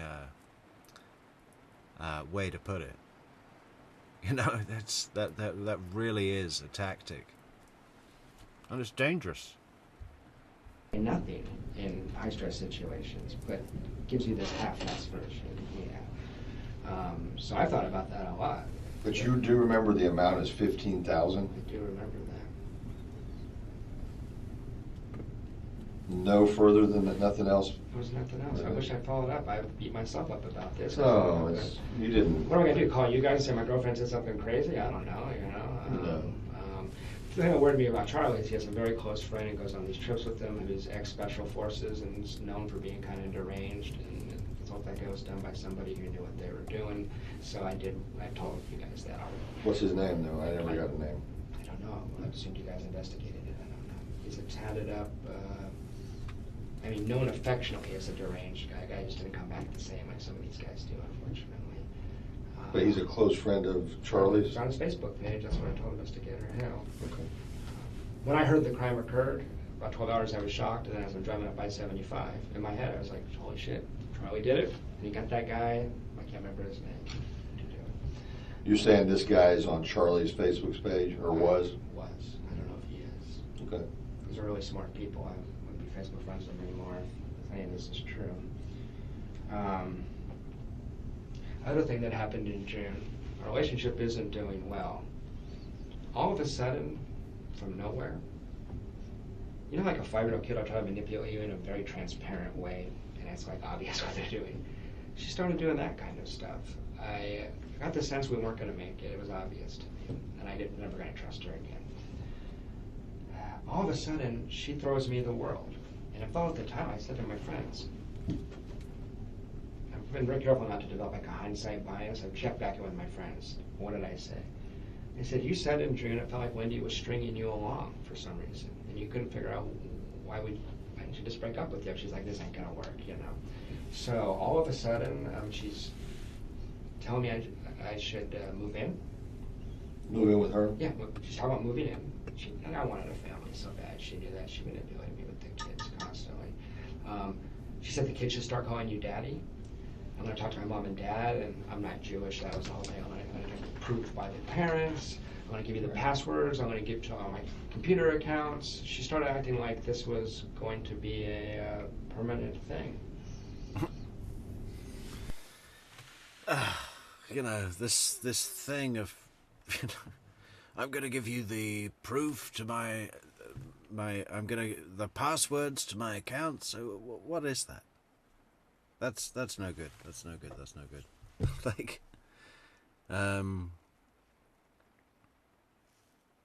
yeah. Like, that's how you announce your entrance into. You can trust me now. I'll give you the password to all my accounts. Oh. You can move in.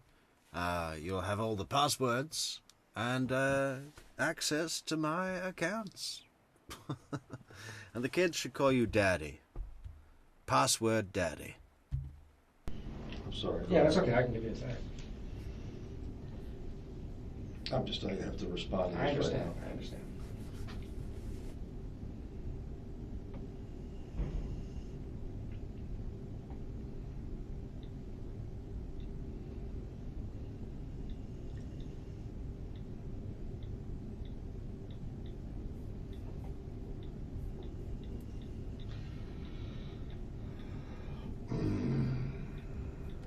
Yeah, right, Derek. Maybe we should have saved it for the March 6th, for a 10-year special.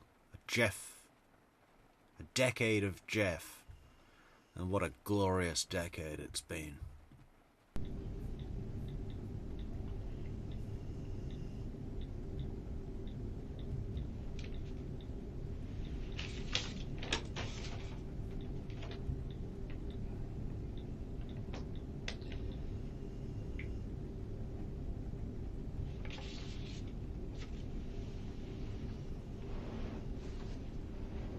Okay, that'll suffice for a while. No problem.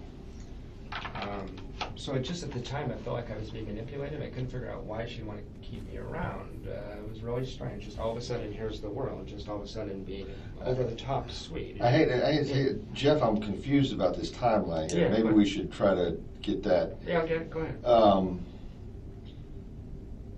Okay, where's this week off? Yeah, Yeah, Amy says that, ugh, kids should call you daddy is so weird. And it is, isn't it? But it's interesting because the only situation where I could possibly imagine that making sense was if the real dad was dead, right? If the real dad was dead of not a murder but a car accident or cancer, or and the young children,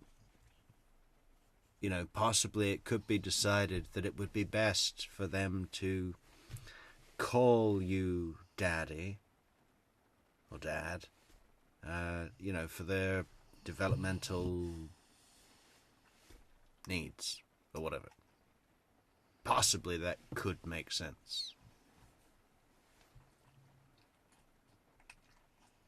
So it's kind of almost a premonition, right? It's like, the only scenario it makes sense is if the dad was dead, and then the dad gets dead, right? Soon after. That's in July. I've been going. Okay. I've been going in order. Okay. So we're still in June right now. Okay.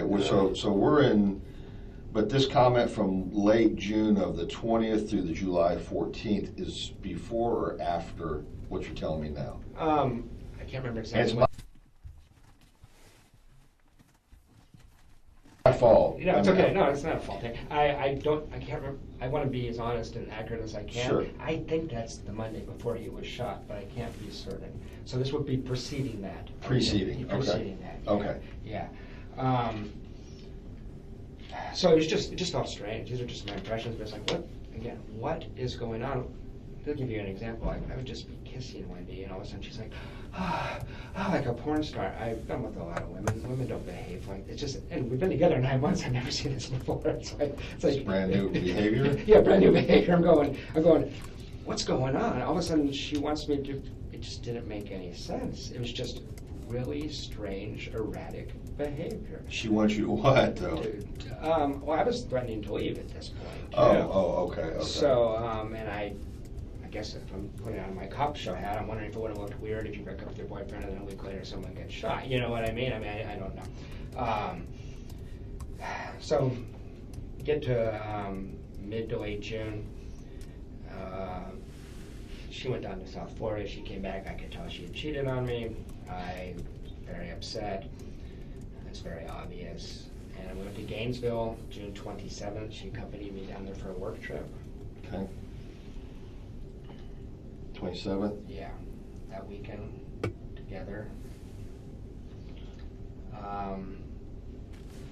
Had to use the GPS on the way down there, and in it I discover that the last 50 destinations get recorded. I didn't even mean to look at this one, but I see she's been in the Hilton in Orlando like 2 weeks ago when she wasn't supposed to be anywhere near Orlando. She had put the Hilton in. Mm-hmm. Assume that's like a sex trip with one of these other boyfriends. So I got really upset with her. We finally had it out. In Gainesville? Yeah. Saturday I tried to, thing was she was going back to Miami for 2 weeks. As soon as we got back, we drive back to Tallahassee, then she drives down to Miami with her mom. Oh. So that was because her mom has to come up to take with her because she's not allowed to go herself. I knew it was the worst time in the world to have a fight. I just finally lost my mind on her. So the only reason this is relevant to the investigation is it precedes this crime by a couple weeks.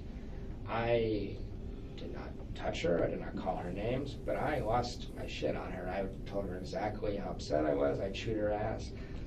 She decompensated in a way that I've never seen an adult do before. She ended up in the fetal position, sobbing like a 3-year-old, and completely fell apart when I said, I looked at you, left your pointer out on the table, and I looked at it, and they know Zach's name's all through it. So can we cut the bullshit and just have an honest conversation? As in, she was still seeing Zach recently? Yeah, she saw Zach September to May. Okay. And she insisted that they had broken up in the fall, and that his name's not very clever. I mean, it's the thing she's leaving out on the table. And it says Daniel Sack dinner, And she was doing very erratic things, like she would go to Daniel Sack's house, spend the afternoon with him. I don't think I've ever heard this before either. Oh, let's just go back a second. What are we at? 48, 46.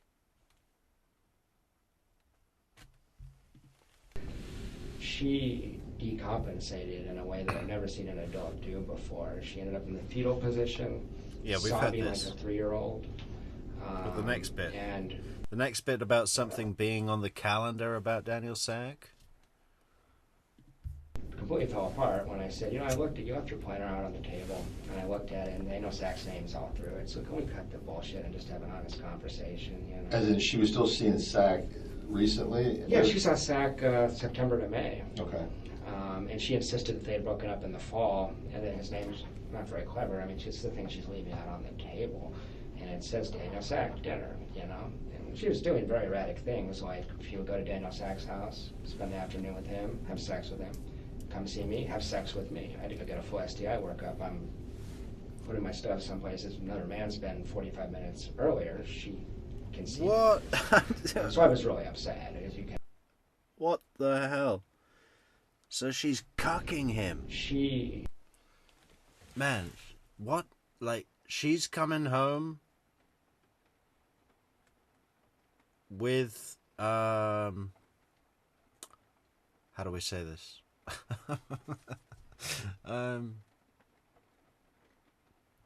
You get the idea. And then you get the idea. Sloppy seconds. I think that's the best way to put it, right? Sloppy seconds.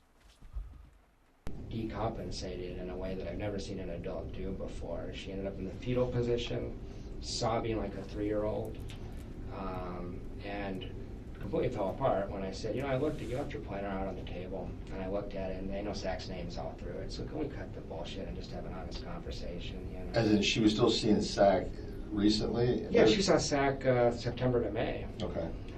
And she insisted that they had broken up in the fall, and that his name's not very clever. I mean, it's the thing she's leaving out on the table. And it says Daniel Sack dinner, you know? And she was doing very erratic things, like she would go to Daniel Sack dinner. Well, that could mean anything, you know. Let's not, that, you know, that's not proof of, Daniel Sack dinner could be code for buying a new TV. You know, it could mean anything. Don't zero in on that, Jeff. Daniel Sack's house, spend the afternoon with him, have sex with him, come see me, have sex with me. I had to go get a full STI workup. I'm putting my stuff someplace that another man's been 45 minutes earlier. She conceded this. So I was really upset, as you can imagine. I mean, and put me with the kids on Mother's Day. She conceded this.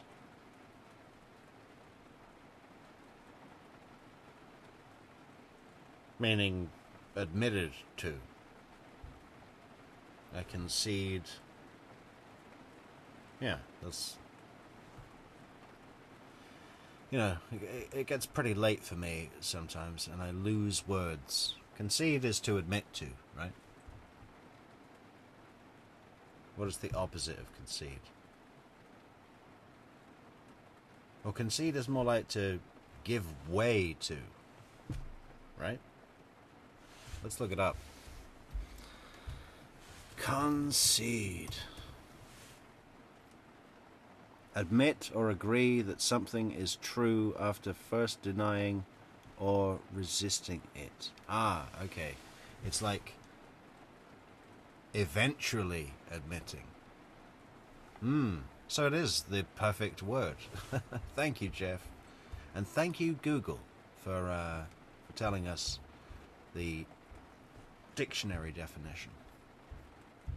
The next day, I was really upset. So anyway, I was pretty angry with her. And you may have seen the email. She actually was manipulative enough that I ended up apologizing for that. Because, Was this on her Gmail account? Yes, yes. There's a lot of... Other investigators have looked at those. Gotcha. And so I'd have to figure out which one. Yeah. I'm just saying, if you see it, it's a little I just didn't know if it was her Gmail account or her work account or a different account. Yeah. If I want to go back and look at it, I'm going to look at the Gmail. Yeah, it's Gmail. It's on Gmail. Is my impression, at least. I think that's the one I would use. So we had it out, and the reason that's important is she was very concerned about her social reputation. Are you going to tell anybody about this? About what? Her having sex with Daniel? And Miguel and Mahil and other men. Yeah, and I said... Yeah. There was Miguel and Manuel and Pedro, Paulo, Sancho, and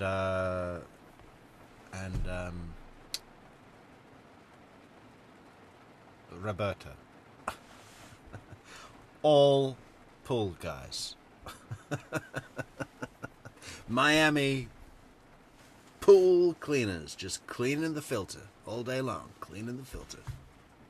Stay together, I won't. If we don't, I won't slander you, but let's be adults here. This is Tallahassee. You know how many people I know cheating their wives and stuff. Right. I must be realistic here. Right. I said, I'm not going to try to destroy your reputation, but you made these choices. And by the way, I'm not... Did she give a reason? It's deeply important to her she be perceived a certain way. No, did she give a reason why she was having multiple sex partners? Not a good one, no. I mean, she said she didn't, actually. She said she was very upset by my behavior in Immokalee when we had two that you or I would probably consider normal range, uncomfortable conversations for 30 seconds. Where I said, like, she said, I was afraid in Immokalee you were going to be a jerk. I was like, I said, could you please be more considerate to me? It's literally all I said. Just she's a hair trigger. I think she didn't want a boyfriend, is my suspicion. I think I was awful helpful with the kids and stuff like that. Okay, I got you. Yeah, I think she enjoyed using me as her... Okay, let's narrow this down. Yeah. Okay, June 27th, Yeah. you're telling me is the date that you're in Gainesville and you have this... And this must be still such a mindfuck for Jeff, right? I mean, just admitting these details to yourself would be tough, let alone being in a videotaped police interview concerning a murder investigation that you've been framed in, that your ex did, to a guy that you know and were taking care of his kids and emotionally connected to his kids. He says he loved the kids. He just said something about she knew I wanted a family really badly, and she used that. I think that was new as well, right? Why the hell did whoever put this video up years ago edit these bits out? Or maybe it was the cops that edited it out. We don't know. But someone edited a bunch of this stuff out, and we're seeing it all here for the first time on True Crime Metrix. And there's more to come. Help support us with our goal at the top. We've got to put in another FOIA request to Tallahassee Police Department and get more content. We've already got, I think we've got about 8 videos. One of them is Wendy's video, so we've seen that. But at least we've obtained a copy from source, which is nice. Yeah, but there's some other ones. That black lady that could be, maybe is, Shadrick's woman at the time, that was traveling around in the car when he was meeting up with Sigfredo and Luis. Yeah, there's others. There's a guy that is an actual barbecue salesman. He's brought into the room. He's questioned. And he sells barbecues. And how much do we love barbecues when we look at Chief Mac? Or, you know, obviously this guy, this witness that we've got the interview of from Tallahassee Police Department, has definitely sold at least one barbecue to Chief Mac. One barbecue and one smoker. Right? Probably. Definitely. Maybe. Yes. And, you know, that's the sort of content we've got coming here on True Crime Metrix. Subscribe to the channel. Support the channel on buymeacoffee.com. Link in the description. And all of the other stuff that we do. Blow up. Yeah, we have a total blow up. Okay, so is the comment about Charlie and the 15 grand after that? It is after that. Okay, so we can narrow it down to the 27th. And Yeah. after? You know what? I just want to be as conservative as I can, but I'm almost positive that was July, the Monday before he was shot. If I had to bet money on it, that's where I put my money. I love these bits of Jeff as well, because not only has he come in with a copious amount of notes and you know, intellectual theorizing that he's able to lay out in a pretty cogent manner, you know, very, you know, it's easy to follow but detailed, and generalism has to catch up sometimes. How do you spell Monroe? So you were in Immokalee for the first part of June? Spring break in Immokalee.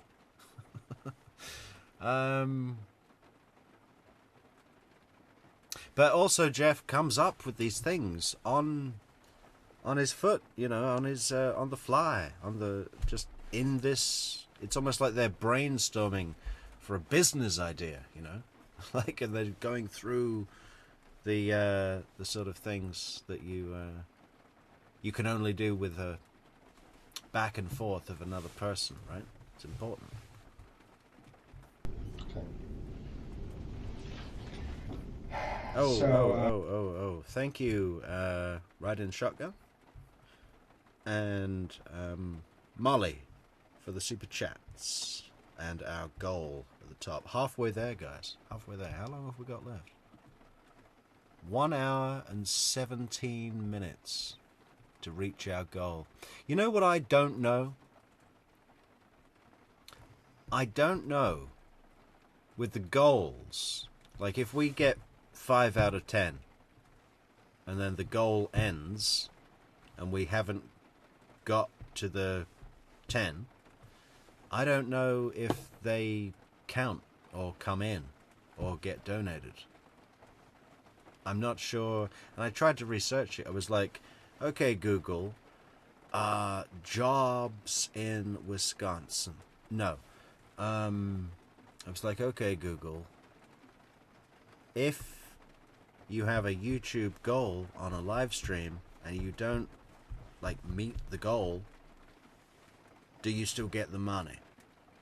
And there's no verifiable information about that anywhere on the internet.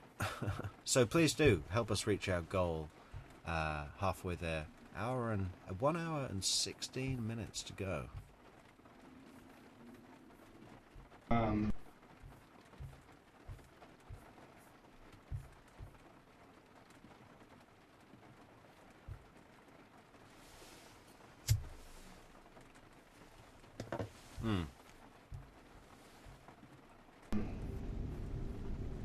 When I was talking to her about that, I was struck by how cold and callous and basically sociopathic she was.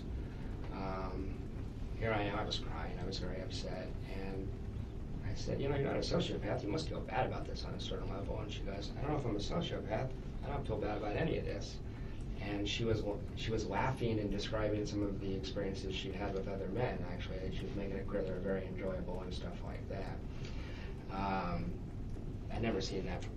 I've seen that from men. I've never seen that from a woman before. It was. What kind of? I said there was this one night where you said you were at book club. I know you weren't at book club. She's like, I was pretty drunk that night. I had a really good time that night. She's rubbing this in your face? Whoa, man. Can you imagine? I thought you were at book club. Oh, you know, I wasn't at book club. I was probably drunk that night. I had a really good time that night. I mean, what the fuck? Oh, God, Jeff. That's bad. You think, or is it? She was, but I mean, it's just strange because I'm not the one that did any. I was completely faithful to this woman, and I was very dedicated. Well, you could ask anybody. But had there ever been a confusion about, you know, okay, Jeff, I'll just be in simple, you know, elementary terms. Jeff loves Wendi. Wendi loves everybody. You see what I'm getting at? Is, No, that's what it was you understood her that she was supposed to be strictly with you? Yeah, just from March on. Before that, I knew I knew what she was doing before that. March on, I've been to 50 dinner parties where I'm introduced as her boyfriend. She took me out in public constantly. The Daniel Sack thing, they went to the movies and stuff, but in general, they're at his house. I think they went to yoga and some things too. I got some weird looks from people in public sometimes that made me, I got suspicious. You know, I go to yoga and this one guy be looking at us. I was like, what are you doing there? Like, I just got the impression, like, was she here with somebody else? You know, okay. That kind of thing. But I think that was probably maybe what she wanted. I don't know how relevant it is. I guess what's relevant is that I'm over the butthurt being thing. You know, this stuff happens. But publicly, I was her boyfriend. I was. That's one of the things that, I don't know if it was an investigative technique or not reading the file, but Investigator Hale kept calling Daniel Sack her boyfriend. And that got me pretty fired up. And that's one of the reasons I might not have made a lot of sense, because that was really, it provoked me. I don't know if that's on accident or purpose, but it was one of these things where, like, he didn't seem to know that I was her boyfriend, and he thought Daniel Sack was. It was one of the Hale did? Yeah. Okay. Yeah. Well, I'm going to be quite honest. My understanding was Sack was before you and her hooked up. Yeah, then she went back to him after spring. But I thought he went west or north or He's something. in Massachusetts, and he left in late May. So there's 2 months there. Where I thought he'd been gone way before that. No. He was May of 2014? May of 24. May 20th, 2014 is when he left. You know that for a fact? Yeah. I got something that sounds conflicting to it. May 20th of 2014? May 20th or 21st, it was on his Facebook page that he left Tallahassee that day. Okay. And, no, I know when he was having sex with him in March, April, and May. Sack went to Massachusetts? Mm-hmm. Amherst, University of Amherst in Massachusetts. And the coffee shop thing was May, around that same time. I'd have to look up the exact date, but it was that same Just way. prior to? Well, I walked in on him having a goodbye coffee together. Oh, goodbye coffee. He was okay. leaving town the next day. And that's one of the things I was saying when I was talking to Investigator Hale is if men obsessed with Wendi are suspects, you can't trust her to tell you the truth about that. I mean, this is a woman who was separated from Danny, had that boyfriend Miguel, and in a deposition lied and said, I'm not seeing anybody. I mean, it's a licensed lawyer who will lie to the court. So that's her narrative to the public, by the way, is that Daniel and I saw each other in the fall, and then that was it. Say again, please. That Daniel and I dated in the fall, and then in the spring, her and I had a conversation January 10th, and she told me, like... January 10th. He remembers the dates. He probably wrote it in his love journal. Hey, what's this? Brenda Willie bought a coffee. Thank you. You are the best at bringing the truth behind the crimes. And what did Brenda say? Goddamn comment doesn't stay up. Flung. You are the best at bringing the truth behind the crimes. I am interested in because you had a spark of laughter when you ad-lib. Thank you. Yeah, you're very welcome, Brenda Willie. And yeah, we couldn't be happier to be here. And we haven't even gotten to the best bits of this yet. Like, this is gonna be another long stream, isn't it? But that's okay, you know. Is it a work night? It's a work night, isn't it? Damn all you East Coast.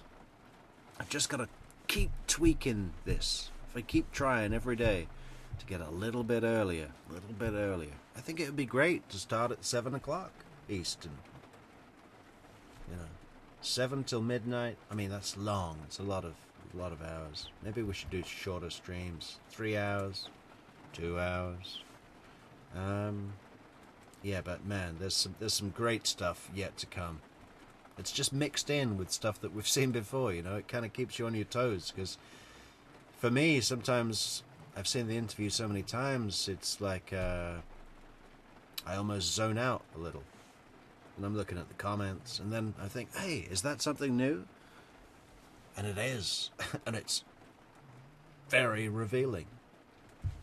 It's see more of each other, and then as of March 1st, I'm her boyfriend. That's not what happened. She just saw him continually. Give me a minute here. Yeah. You need something? If you have water, I'm Yeah, going to dry yeah. up. I'd appreciate it.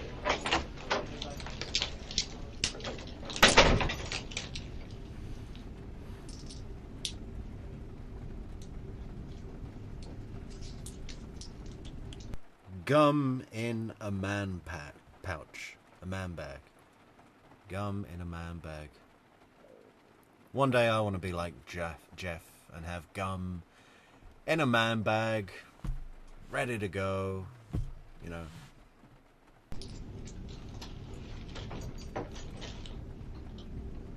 I bet he's got a special pocket in his man bag for his gum.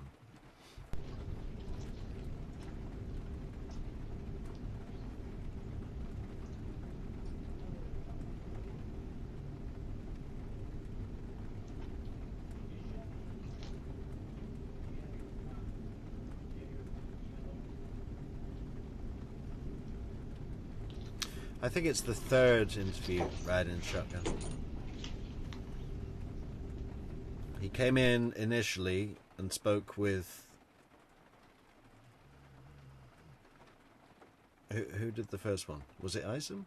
I think Isom came in partially. And then he came back soon after for more.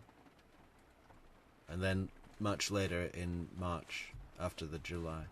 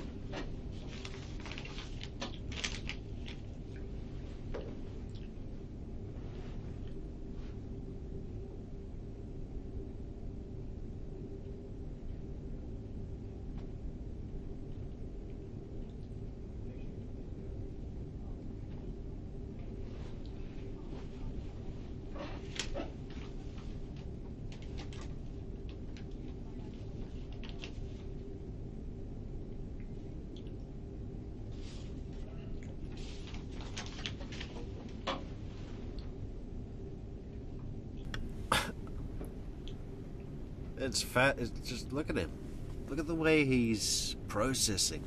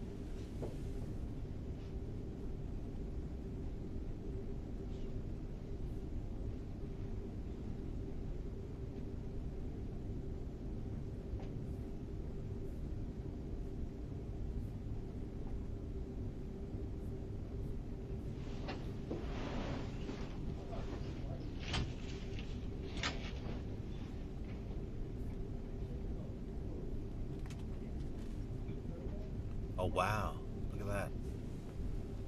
Thanks for all you do, says Amy, who just bought 5 coffees on buymeacoffee.com. Thanks so much, Amy. Very coffees.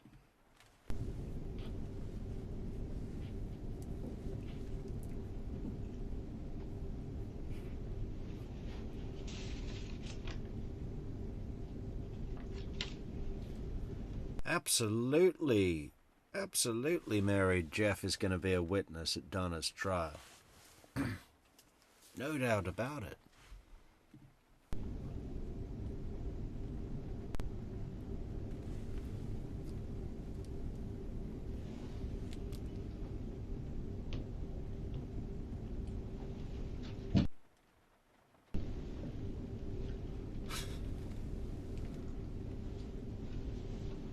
What the hell?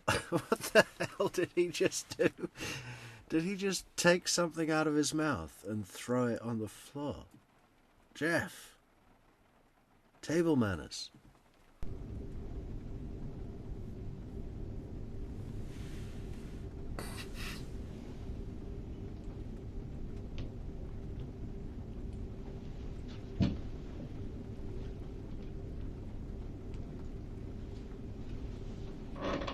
What the fuck?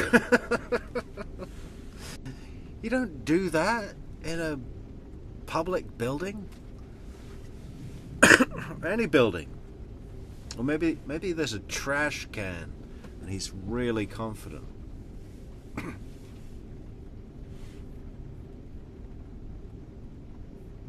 You can just see the screws working in his head.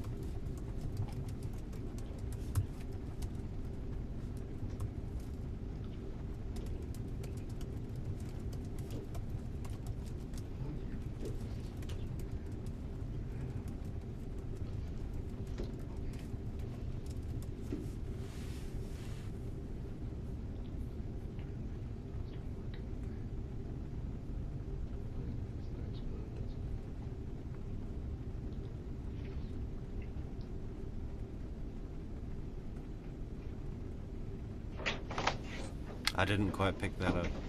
Thank you so much. Try not to spill that.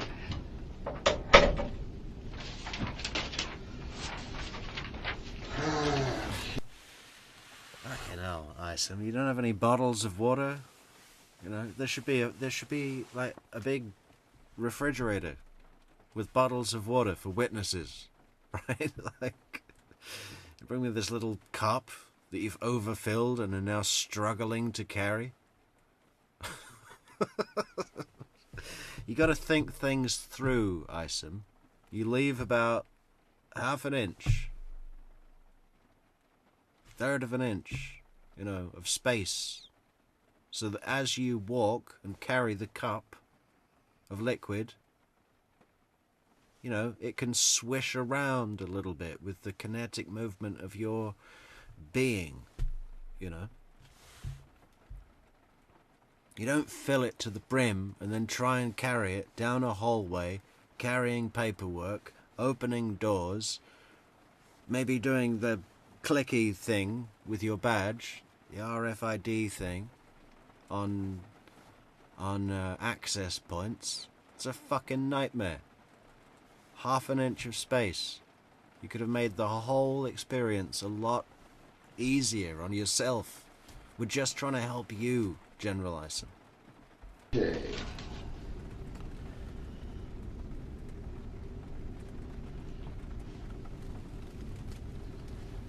Okay, the 27th of June is when you went to Gainesville. That's right, 27th to 29th.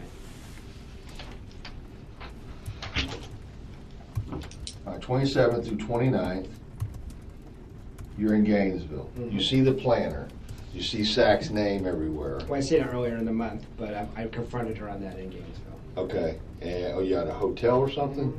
And so, did she get upset with you? Does she claim you're snooping or something? Or That bothered her, but mainly she just collapsed, just sobbing like an infant, just acting really, really crazy. I mean, you're basically saying, you know, you're seeing me, but at the same time you're screwing this guy. I said, I know about Daniel Sack. I know you never stop seeing him. But you already know because you've seen him at the coffee shop. Do you Yeah, not? but I didn't see him screwing. I mean, No. But I mean, did you place? Is this Daniel Sack at the coffee shop? It is. It is. You knew that when you saw him. I knew who Daniel Sack was when I walked in at the coffee shop. I didn't know he'd be there, but I knew who I recognized This him. is Facial recognition. I looked him up on the web because she talked about him constantly, so I looked Okay. him up. All right. So, in that, I guess the important thing about that meeting is it seemed to like shatter her. She's so fragile, and she wants to be seen as this moral, ethical person. She's a friggin' humanitarian on the web, right? I mean, human trafficking and social work. And all The this. what now? She's like a humanitarian if you look her up on the web. You know, Okay. she wants to be seen as this ethical. Whoa. Little bit of fucking vibe coming out here, Jeff. Little bit of harbored resentment. She's a fucking humanitarian if you look her up on the web. All this shit about human trafficking. Let it go, Jeff. Okay? Release. person. Okay. And she couldn't handle it, so she talked about him constantly. So I looked Okay. him up.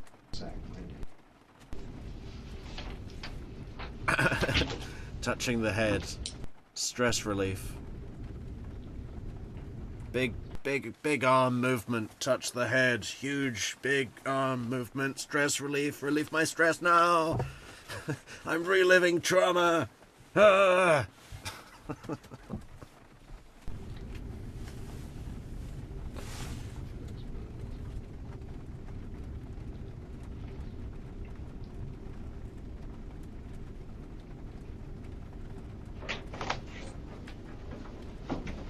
Thank you so much. Try not to spill that.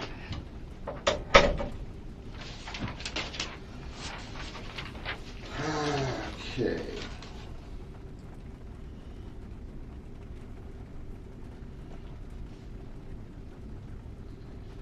Okay, the 27th of June is when you went to Gainesville. That's right, 27 to 29.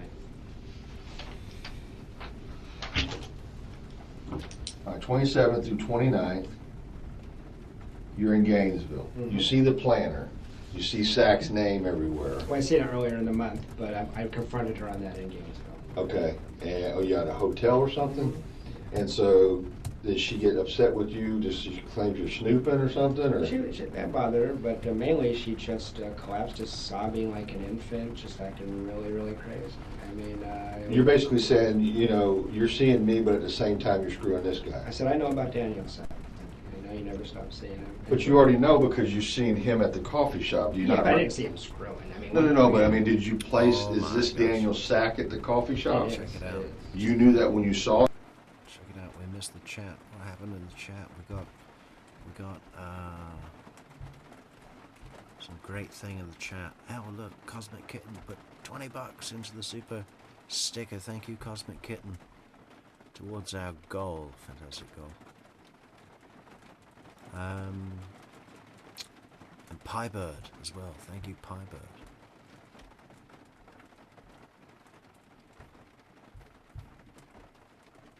Oh, and thank you. Him? Someone else. I knew. Who's this? Sorry. I gotta thank everybody. You know. Cosmic Kitten also gifted 5 memberships. Thank you, Cosmic Kitten. And who are those new members? Why can't I see?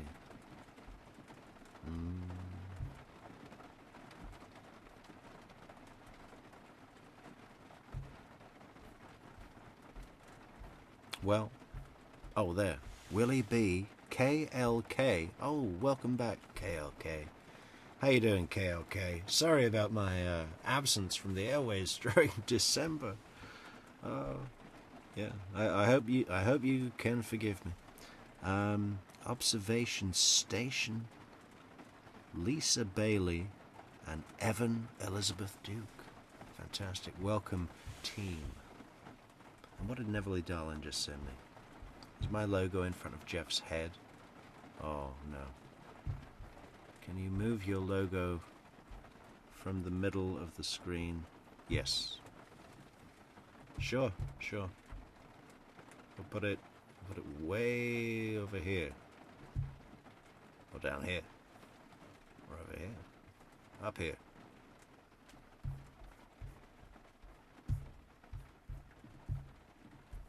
Daniel Sack was when I walked in at the coffee shop. I didn't know he'd be there, but I knew I recognized him. Facial recognition? Yeah, I looked him up on the web because she talked about him constantly, so I looked him up. All right. So, in that, I guess the important thing about that meeting is it seemed to like shatter her. She's so fragile. She wants to be seen as this moral, ethical person. She's a friggin' humanitarian on the web, right? I mean, human trafficking and social work. And all The what now? She's like a humanitarian if you look her up on the web. Okay. She wants to be seen as this ethical, loyal person. Okay. And I was. Oh, God, he's had enough of this, hasn't he? Look at him. Just one more time. We talked about him constantly, so I looked him up. All right. So, in that, I guess the important thing about that meeting is it seemed to like Paul Bunyan. shatter her. She's so fragile, and she wants to be seen as this moral, ethical person. She's a friggin' humanitarian on the web, right? I mean, human trafficking and social work. And all The what now? She's like a humanitarian if you look her up The on what the web. now? She wants to be seen as this ethical, loyal person. Okay. And she couldn't. You see, Isom just never does himself any favors, does he? She's a humanitarian on the web. A what now?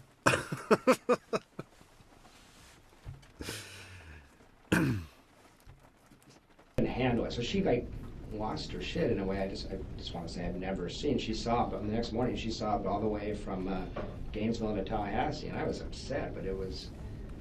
But I thought, and you're just going to have to bear with me Sure, as sure. far as I thought that after I can see that she's in this fetal position, Yeah. she's demoralized, Yeah.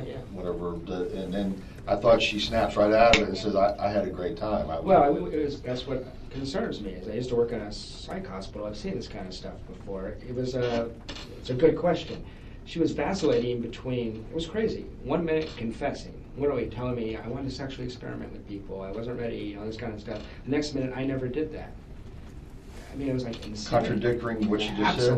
Absolutely. And on the way back up, she goes, I never did any of that. I said, well, you confessed to me like 7 different times last night. I did not. It was crazy. Okay. Absolutely insane. So if it doesn't make sense, I understand because it didn't make sense. Okay. Let me go back to this special forces guy. Yeah. Okay. So, are you Charlie's friend on Facebook? Or I was. Okay, you were. I was. It wasn't until all this stuff happened, and then I befriended everybody that was associated with Wendi just to clean my life up. Okay, but when you were on the Facebook, a friend on Charlie's Facebook page, you're saying that this guy that you knew as being a special forces, ex-military, psychopath, whatever. Yeah, by reputation. Okay, by reputation. Did you ever hear a name being called? Now, this picture Ex-military psychopath. Oh, sounds risky. pictures of him and Charlie together on the page. Okay. Do you have any of that saved? I don't. Okay. I don't. Can you describe the guy? I couldn't. I mean, he's a big guy. He looked like a Tattoos? Tattoos, looked like an ex-ranger or something. And Charlie doesn't have that many friends. It can't be that hard to track down because there's like this foursome of them that hangs out, and my memory is that he is part of Charlie's crew, The inner circle? Yeah. Okay. Yeah. And certainly Wendi talked about him a lot. She'd heard a lot of stories, So But you can't recall a name? I can't. Nickname? There's all these crazy, and I can't remember the stories, but all these crazy stories when these guys were drinking and partying and stuff, all stories like that, you know, drinking stories and things like that.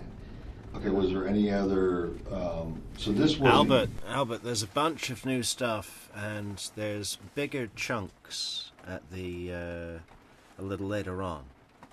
But, no, we've already seen several brand new things. I don't know if you're just coming in now or not, but there's more to come. But it's, you know, it's intertwined with stuff that we've seen before, because this is the full version. The one that we've all seen before has had a bunch of stuff edited out. We don't know by who. Could be the cops or whoever put it out in the first place. But this is a full version that we got directly from Tallahassee Police Department. So there's new stuff in it, believe me. This was just what you're seeing on Charlie's page. Mm-hmm. You didn't have interaction with this guy directly. Never met him. Wendi talked about him periodically because she found him amusing.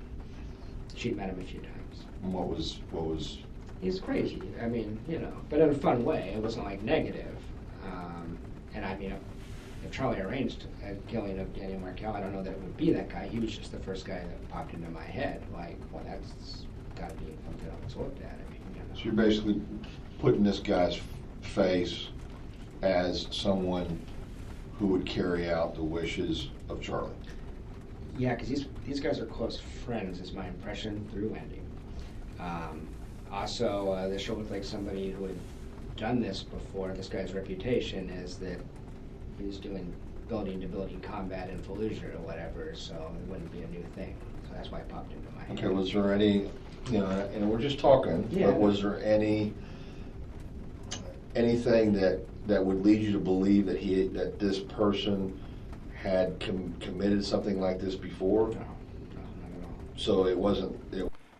Thanks so much again, Cosmic Kitten, for the $10 super chat for our goal. Keep going. Cosmic Kitten says, keep going till you reach your goal, True Crime Metrix. Yeah. Well, we're just two super chats away from our goal. 8 out of 10 to the top of the chat, guys. Thank you, Cosmic Kitten. Here's G.I. Joe and got 40 kills under his belt or anything like that. Oh, I think there was... His reputation was of a combat-hardened veteran that had seen real stuff. How is a periodontist or whatever, Charlie? Is some type of specialized... As a periodontist, that's right. Okay. He's a very interesting guy, and you may have known guys like this. I know some in Tallahassee. He's friends with people on both sides of the tracks. He's got friends that are physicians and professors and all that. He's got guys he hangs out at his gym that don't have a high school diploma, and he's able to buddy up with them too. He's very good socially. Charlie is... Yeah, he fits right in with those guys. Yeah, they tell the same stupid jokks. Street smart. He comes off kind of like a con man. He is really good with women. He's one of those con man womanizer types. Different girl every night. Very socially smooth. So he enjoys flowing from one side of society. He has a Ferrari. I mean, he could just hang out in the upper crust. He doesn't. He enjoys slumming with these other guys, you know. So I think he's taken trips with that guy, though. If you're going to look into it, I believe he's part of the crew that went to South America. I have somebody checking right now to see if maybe we're talking about the same person. Yeah, I don't know. I mean, by the way, Charlie is so industrious and so street smart that if it wasn't that guy, it wouldn't make me any less suspicious that Charlie was involved. He just was the natural first thing that popped into. So what do you think, Jeff? You don't. Okay, so when you first started talking to me today, and don't take this the wrong way, but when you first started talking to me, I thought we were fixing to crucify Wendi right here as far as everything, and that she was directly involved. Not necessarily that she killed her ex-husband, but had solicited for someone to do it. I still believe that. I'm 100%. I never say 100%. I'm a researcher. I was 90% sure when I talked to you guys in July. I was waiting for you to catch somebody, because then maybe I'm crazy, right? So then when Myron May happened, I thought maybe it was Myron May. You know, I'm just wondering. At this point, I'm pretty confident. I got a couple. Can I give you a couple other things? Yeah, but just slow for me, please. Yeah, because there's a couple other, just two other suspicions. Let me just before you get into that, I don't want to throw off your train of thought, but I want to address this. This is an email that I think you're referring to. I'll give you an opportunity to read it. Yep, that's the one she sent. That's where I'm going right now. Okay. So this is July 15th. Is that accurate? That's right. Okay. July 15th is the Tuesday before. The thing she told me about Charlie would have been the night before this. Okay, so we are on the 14th. Yeah, I think that's right. Yeah. It would have been Monday, July 14th. That's actually just where I was going for right now. Go ahead. So she goes to South Florida for 2 weeks. We barely talk. It's hard on both of us. You guys have emails. It's bullshit romance stuff going back and forth. We had one long conversation and decided to patch things up. She sounded very calm in this conversation. These are phone conversations? Yeah. She's in Miami. She's in Miami. And while she's in Miami, she always says, she would just disappear for 14 days. I wondered if there was another man down in Miami too. It seemed plausible because her parents take care of the kids. It doesn't make sense how busy she is. Come back Monday, we go on a date. That's the 14th. That's the night that... okay, you're on the date here. Yeah, we're on the date here. It's real awkward. Yeah, really. And she was... Really good with women. Neverly, darling, begs to differ. Well, let's review, shall we? Are you coming over? What are you doing, June? June, you're being weird, June. No. You couldn't phone your parents because you were at my house? Come on, June. No. You're either stupid. You're either stupid or you're lying. You're either stupid or you're lying. Oh, he's good with women. Good with women. Strange, but it was overall a pretty positive date. So I had some hope in terms of the relationship. She said that thing about Charlie. I'm so distracted by this relationship stuff. That's the reason I didn't follow up on that bizarre thing she says about Charlie having Danny killed. But at the end of the night, she wants me to drop all the Daniel Sack stuff, everything else. She goes, that never happened. And I said to her, Wendi, we can break up, but I'm not going to go on a relationship pretend like this didn't happen. It happened. So she's not Danny's the only real relationship she ever had. I said, I know you don't know how this works, but if you want to go to a counselor, you can, or you talk it out. But you don't just say that never happened. This happened. And she seemed to find that devastating. Back to the who knows about this, who's going to know about this. Does your friend Steven know about this? Jesus, That's on the 14th. It's on the 14th. So that you're having this conversation during or after your date? After the date. Back at her house? Back at her house. Okay. Back at her house. Yeah, and didn't have wine that night. She was sick. She got back cold. She was really stressed out and sick. So the next day is Tuesday the 15th. Wake up in the morning, I call Wendi, and I told Investigator Hill this. I don't know if there's anything here, but it was kind of bizarre. Talk early in the morning, maybe 9 or 10, and I said, I'd like to see you today. I was a little encouraged. And she said, yeah, I'd love to see you. And she'd walked herself out of her house. I said, well, come hang out with you. She said, I'd love to spend time with you. And then I waited.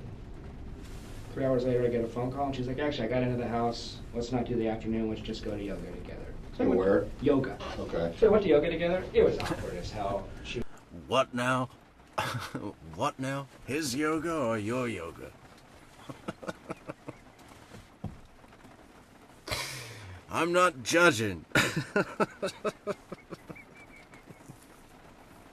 He got into this whole mess with Wendi, remember? Some guys like yoga. She was cold. She was done. I can tell. So I'm sitting there going, okay, this is over. Walk her to her car at the end of yoga, and I say, you know, I love you. I don't know what else to say. And she goes, I know. It's like, well, that's not an idea you want. So, I love you, and she goes, I know. Oh, yeah. Of course you do. I'm a goddess. Talking about narcissism. Yeah. So I literally went, okay, and I just turned to leave, and this, all hail this, but I want to say it again. She goes, hey, Jeff, are you still going to Tennessee on Friday? And I say, I'm thinking, why the hell does she care? It's obvious. You're walking away, you're separating? Yeah, I went 10 paces away from her, and she says, hey, Jeff, are you still going to Tennessee on Friday? And I say, I lie. And I said, actually, it's up in the air, because we talked about if we broke up, I should come over and say goodbye to the kids. I was hoping she'd invite me over. And she said, well, she was deeply interested. She asked me 3 or 4 questions. But this is after this, right? It is after. No. Willie B says, very smart for a periodontist. I said, Mrs. Simpleton. Well, maybe that, it could all just be an act. The Silver Fox act. He could be the most cunning of them all. No, that's not. I get this email at the end of the night. She goes home and she sends this email. This is after this. This is after the conversation. But the conversation I'm telling you about right now happens an hour before I get this email. An hour before. Okay, so we're still Tuesday the 15th? Yeah, at 7 o'clock at night. Okay. Get out of there. Okay. So she asked 3 or 4 questions about under what circumstances would I go? Why am I thinking about not going? She seemed deeply interested in what I'm going to do on Friday. It just was bizarre. I was like, well, whatever. Got home, got this email. What was so strange about this? We had just spent 16 days away from each other, thinking about things. Then I get this. I told her, you don't want to do this? Send me a text and say I can't do this anymore. Why would you string me along for a week? It's real strange. I just want to make sure that we're on the same page. I'm going to read this aloud, so if there's something, it pains me to be writing this to you now, but here we go. I need some space to clear my head and to figure out how to move forward. I am heartsick, but my head and my heart are having 2 different reactions to us being together, and I can't reconcile them to be in this like you would want me to be. So she's saying you're coming on too strong, basically, is what I'm reading. You want a full commitment. No, that's not how I read it, but I mean, it's... Well, I mean, that's how I'm looking at it. Is that not true? I mean, do you want a full commitment from her? I wanted to continue the relationship, yes. Okay. But we had discussed just breaking up. We just spent 16 days apart thinking about things. Right. You're 16 days apart. Then you go on a date on the 14th. She makes the comment about her brother was looked into killing Danny the previous summer, which would have been summer of 2013. She didn't specify a month. You didn't question her any more about that. I was too focused on this stuff. Yeah, I didn't. No, when she's making this statement on you're saying the Monday, which would be the 14th. Yeah. When she makes this statement that Charlie had looked into having someone do this for 15, it was going to cost. Hey, how much does it cost to kill this guy? And the answer that Charlie gets is $15,000. He shares that with his sister. Yes. Okay. And then she says that to you. And that was in the context preceding that conversation was basically, what do you want to do? You don't like it here. I'm talking in your... that was part of the conversation. It was a constant conversation about Danny is awful at Tallahassee, sucks. That's about all she ever said. And I can't do anything. I'm stuck here because, I guess she got denied relocating with the kids. She did. And she's saying, I'm stuck here unless something happens to Danny. That's what you're getting at. Yeah, that's exactly what I'm getting at. And then she just spills this out. Yeah. And then I think, by the way, she just went to the bathroom. I think there was something like that where But you're saying that, there was no more conversation about this. Is huge to me. This is like, my brother's already checked into it and it costs this much. Is it like this is still available and open, or 15 grand is too much we're too cheap? This family's rich. I mean, it's nothing. No, I know, but what's... He's got petty cash at his office. Okay, but was this like, this option still available? Is that how it was? It was just said in passing, and I've mulled it over in my head 100 times. I didn't know what it meant. Okay, so my brother checked into it, and it was going to cost 15 grand. I'm just heartbroken in this situation. I'm not thinking about that. I'm thinking about how do I get this woman back. I realize, but I'm trying to glean this from what the interpretation that you got from it. Yeah. I know you told me you didn't ask for anything more about it. I mean, a statement like this.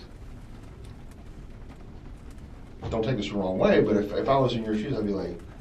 I'd be saying, what the hell are you talking about? I got used to her craziness. Okay. I said, she's all over the place all the time. So I think I just wrote it off as another crazy thing Wendi says. But you recall the amount. I do, and I went back to a couple friends because I told them about this. Right. After Danny got shot, I said, holy shit. That's what happened. So I beat myself up about that. No, no, no. I don't want you to beat yourself Yeah. up. I just want to make sure that you didn't. I'm just trying to get you to see. Is there anything else that you can recall? I'm not saying you did anything wrong. I know, I get that. I'm saying, are you sure you didn't miss something else in that conversation? No, because it was right back to her and I. Okay.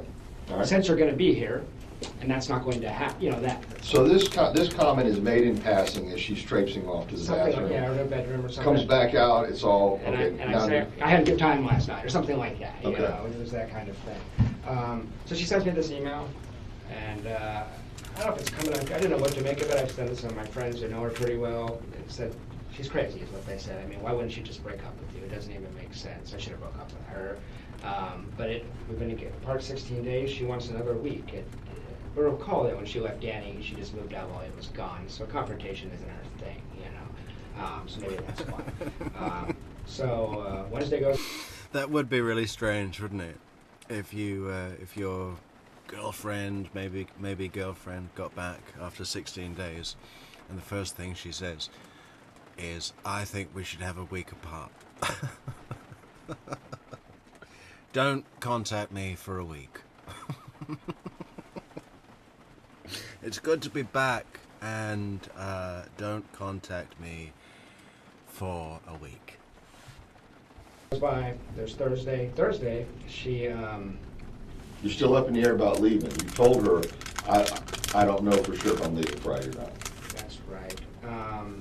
She doesn't know for sure. I don't know if she would have or would have known. We have mutual friends that I told on Wednesday or Thursday that I was going, that it wouldn't shock me if she were able to find out that I was going. I know we have mutual friends. But your answer to her was, I don't know yet. It's still up in the That's air. right, that's right. But the next day I decided to go. So it was all On Wednesday. Yeah, I decided to go for sure on Wednesday. Thursday, she changes her Facebook picture. I'm sure you've seen the picture of her in the beautiful purple dress. It's all over the media. And that was bizarre to me, because that's a Victoria's Secret dress. It's not a dress you hang out at your parents. You might wear it to a club if you're an undergrad. You might wear it to bed. You don't hang out at your parents' house wearing that dress. And to me, it was... You might wear it to bed. Can we pull up that picture? I'm pretty sure I know the one he means. It was shared on Discord today. Oh, everyone join Discord. Link in the description.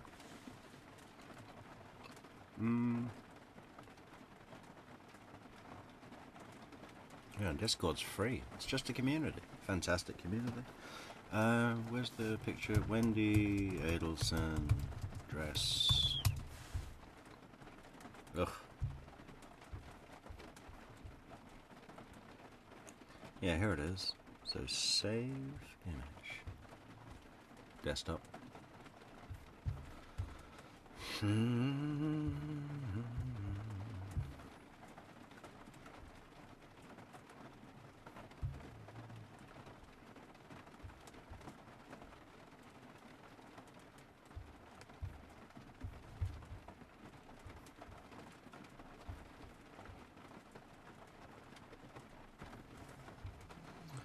So he said that this is a Victoria's Secret dress that you might wear to an underground club, or you might wear it to bed. Well, I don't know if you'd wear it to bed, but I can see what he means. Yeah. Look at her. So happy. So young. Put her next to Jeff. Can we do that?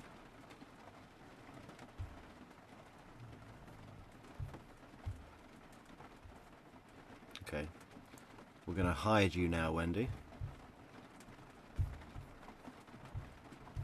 Was this a dress that you gave her? No. But you saw the picture. It's fairly scandalous. Okay, I see what you're saying. But if you went to Google and typed in Wendy's name, she's a pretty girl, but you'll find nothing where she looks even close to how she looks in that picture. She looks gorgeous in that picture. On the Facebook? Yeah, Okay. and it was suspicious to me after the fact that picture was changed 12 hours before Danny shot it, and that's the picture that was distributed to the media. She's very concerned with her appearance and how she looks. So I know that maybe sounds crazy, Investigator Hale seemed to think it was, but I thought this is so strange. She changed her Facebook picture twice in 2 years, and the night before Danny's shot, and she's going to be all over the media, she looks like a Victoria's Secret model, you know? Okay. So, but I was bothered enough by that picture, because it... What was the prior picture? Something that looks more like a 35-year-old woman with 2 kids would have on her Facebook page. Okay. All the other pictures, and she looks pretty enough, but that one looks, I mean, she looks amazing in that picture. Okay. She's not even that pretty raw. That picture, I think her dad Photoshop. Her dad photoshops that stuff. He does that kind of thing. So it was a picture produced for her by her father, I believe. So Friday I leave. Thursday night I leave. About an hour after I saw that picture, I said, "Fuck this," and I just drove out of town. The next day, Danny shot at 11 a.m. No one contacts me, which we have a lot of mutual friends, and they didn't. I talked to some of them after the fact. They tell me that they were under the impression that I was very likely an actual suspect in this case. I posted on Facebook in Tennessee Friday night at a time where it would have been impossible for me to ever have been here at the time of the shooting. I found this really puzzling, and what some people have told me after the fact is that you know, you guys searched Wendy's stuff. It says, talk to Jeff about stalking in her calendar. If somebody was stalking with you, would you need to write yourself a note to remind yourself to talk to somebody about it? Mm-hmm. It's real strange, especially since I never did anything approximate. I snooped. I conceded that I snooped. If I had any options, I don't feel badly about it at this point. She didn't contact me for 10 days. She told me that the police had instructed her that I was a suspect and she was not to return a text message that I sent her. That she could not do that. I actually recently dated a criminal defense attorney, just coincidentally, and she thought that was bizarre because she said, they want you talking, you want to incriminate yourself, they're going to get access to this stuff. But That didn't come from me. I don't think it came from anyone. It was very strange. Well, I know legally you can't do that probably, but no. I mean, it's no obvious you want to. So I wasn't in the room with her. I don't know how she acted or whatever, but it was implausible that I did this. And I don't know if she told me I tried to protect you from the police. They want to know where your house was. They want to know this. I said, I don't need protecting. How come none of your friends called me or texted me? Well, they told me later that... Jeff, I tried to protect you from the police. They were swarming your house, and I sent them the other way. This woman is a fucking loon. She's just a total...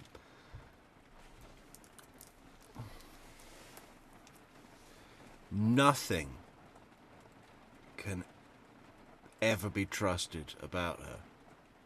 That woman has gone beyond the point of no return, you know.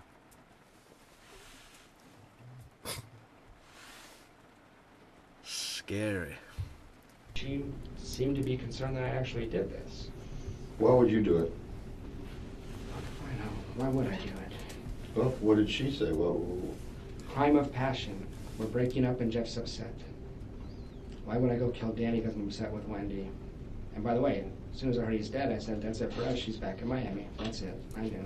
It's the dumbest thing ever. That's what I was doing. I work at FSU. I can't move. By the way, I was in the Air Force. Last time I fired a gun was an M16 in basic training, and I missed the target. Luckily, I'm not a shot. She also described to me how she knew the details of the crime scene, which sounded very precise, like someone that knew what they were doing. It's implausible she could actually think I did this. I'm a clumsy, absent-minded professor with osteoarthritis and a bad shoulder. I mean, so I don't know if she said that to you guys. I know you can't tell me that. But she was telling people in her social circle, apparently, that they shouldn't contact me, I guess, that, you know, this was really a possibility. And that just seems deeply suspicious to me. A lot of these people aren't really close friends with me, but I found out about this crime third hand.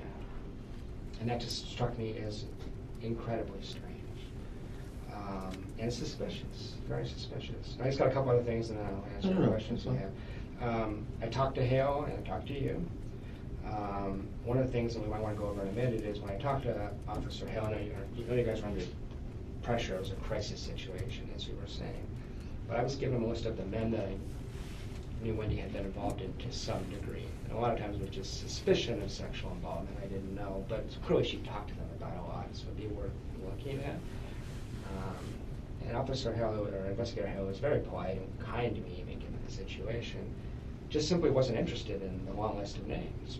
He says, we said we're looking for a degenerate. We're not looking for these kind of guys you're saying. And I should have been more assertive, but she doesn't hang out with degenerates. This is actually a contract killing. It's going to be rich, powerful, influential men. And so there's some names that you didn't even want to write down. So that's the one thing from the previous meeting that was a thing. Just to wrap up the Wendi thing, 10 days. Investigator Hale should be fired. He didn't listen to Jeff at all. Later, she texts a friend of mine and says, "Does Jeff ever even want to talk to me ever again?" And Who was that? To a Fran Gamori, who's a mutual friend. I was pretty certain she was involved in this too at this point. She'd been down to the house, visited the family a couple of times since the crime. Describes it as just a bizarre environment when you walk in the room, so secretive and weird. But I mean, that was just strange because she didn't do anything wrong. I didn't do anything wrong, and by not contacting me, why would she say that if you guys told her not to? I don't want to get my own relationship stuff tied up with the crime stuff, but it's just strange. Called Officer Hale and said, "Hey, just so you know, Wendi has a key to that house on Trescott." So I know there was some mystery and discussion and speculation. How'd the guy get in, or I don't know the crime scene details, but Wendi's constantly losing keys. So, and rediscovering them, all the time. Right. So she had keys.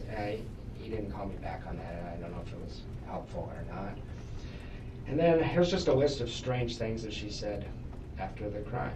I talked to her 3 or 4 times. She said, "I love Tallahassee. I wanted to remain in Tallahassee for the rest of my life." These are phone conversations? Yeah, these are phone conversations. "Danny has so many enemies, it will be impossible to figure out who did this."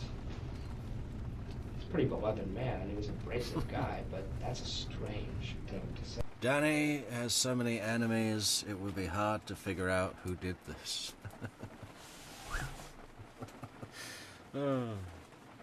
I love Tallahassee. I can't wait to stay here my whole life.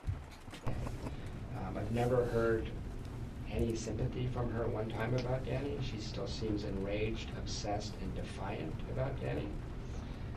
I told Officer Hale that her and Charlie went to dinner maybe 3 weeks after the crime. Charlie called it a celebration dinner via text. She puked on the table during the dinner after Charlie said something. She wouldn't tell me what he said. She said Charlie made a remark and I just puked everywhere. Celebration dinner? That's what Charlie called it. You can look up, if you got access to text, you can find out. Yeah, that's what she called it. When she was just in town, she was cracking jokes about Danny getting his head blown off. She said the kids are having problems, but not because of Danny's murder. So the kids are peeing the bed and having natural kid stuff, not because of Danny's murder. That's a really weird thing to say. Most people would say they're upset because their father just got killed. It seems to be important to her that it not be because of that. She was very upset that I attended Danny's memorial service. When the Tallahassee Democrat ran the story, they put, must have been a worse nightmare, front and center picture of Jeff Lacasses in the second row, sitting next to Stephen Tripodi and Frank Amori. She was telling people, like, why would he do that? He hates Danny. The man died. It doesn't matter what I thought of him. He died. He's my colleague. And then lots of strange and erratic behavior. She mailed me back every gift certificate I ever gave her. Just came in the mail with no return address. Started dating a woman that Wendi knew tangentially. And once Wendi found out about that, she called her and made sure that I don't know what she told her, but that blew up on me. There's this aggressive component people don't often see. And then when she was just in town last time, she asked Frank Amori, she's still painting me as a stalker. She said, "Do you think there's any chance I'll be giving my talk and Jeff Lacasses would come and maybe just attend the talk?" Or Frank said, she was actually irritated with her. She said, "Why would you do that?" I actually left town while she was here because I didn't have a small time. I didn't want to run into her. I actually fear her. This is new. So that's my list of things, and when I go through all that in my head, I come to the conclusion, as you said a minute ago, that she was at least aware this was going to happen, and I think probably involved in it. And that's not new. Okay. I got a list of men here. I don't know if you want to see that or not. I'll take your list if I can read it. Yeah. And also, I'll write it over again. Can I just tell you? I mean, that might be easiest. It's not that long. There's 7 entries. These are men that she spoke about a lot, and I don't believe she would be honest with you guys about this sort of. she spoke to you about. Yeah, and or I knew she was at conferences with, and or I suspected she had sex with.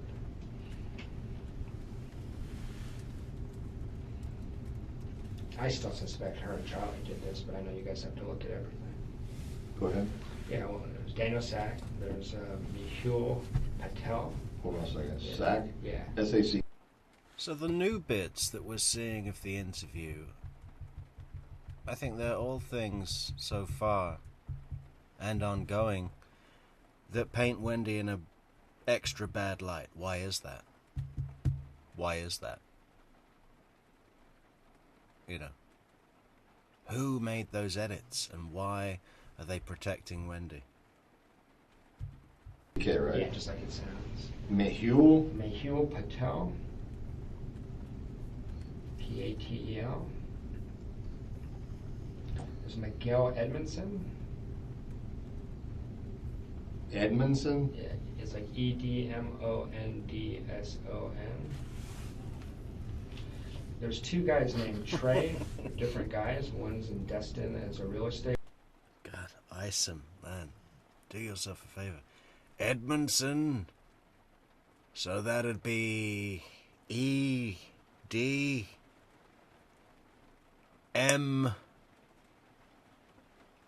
U. Lawyer. One's in Orlando is another kind of lawyer. Trey. There's TRE. Oh my God. TRE what?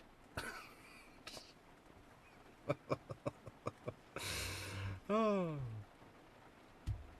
There's 2 Treys. Okay, Trey. That's all you got? Just first name? First name. They're both Facebook friends with her. Okay, one's a real estate lawyer in Destin. You know, he might not be the best speller, but he can wash the swamp muck off a pig like no one you've ever seen before. He makes that fucker shine. Okay? So. And one's in... Actually, the other one I couldn't swear is a lawyer. and another Trey, T-R-E. Yeah. And if you ever have any doubt about the man's skill in basic grammar, spelling, arithmetic, or following more than one point at the same time, if you ever have any doubts, go to the Tallahassee mud pie eating competition, see the man in action, and then tell me that, you know, he's not good at what he does. Now? I think he's in Orlando. I don't know his profession. I think he's probably a lawyer. Most of them are. Okay.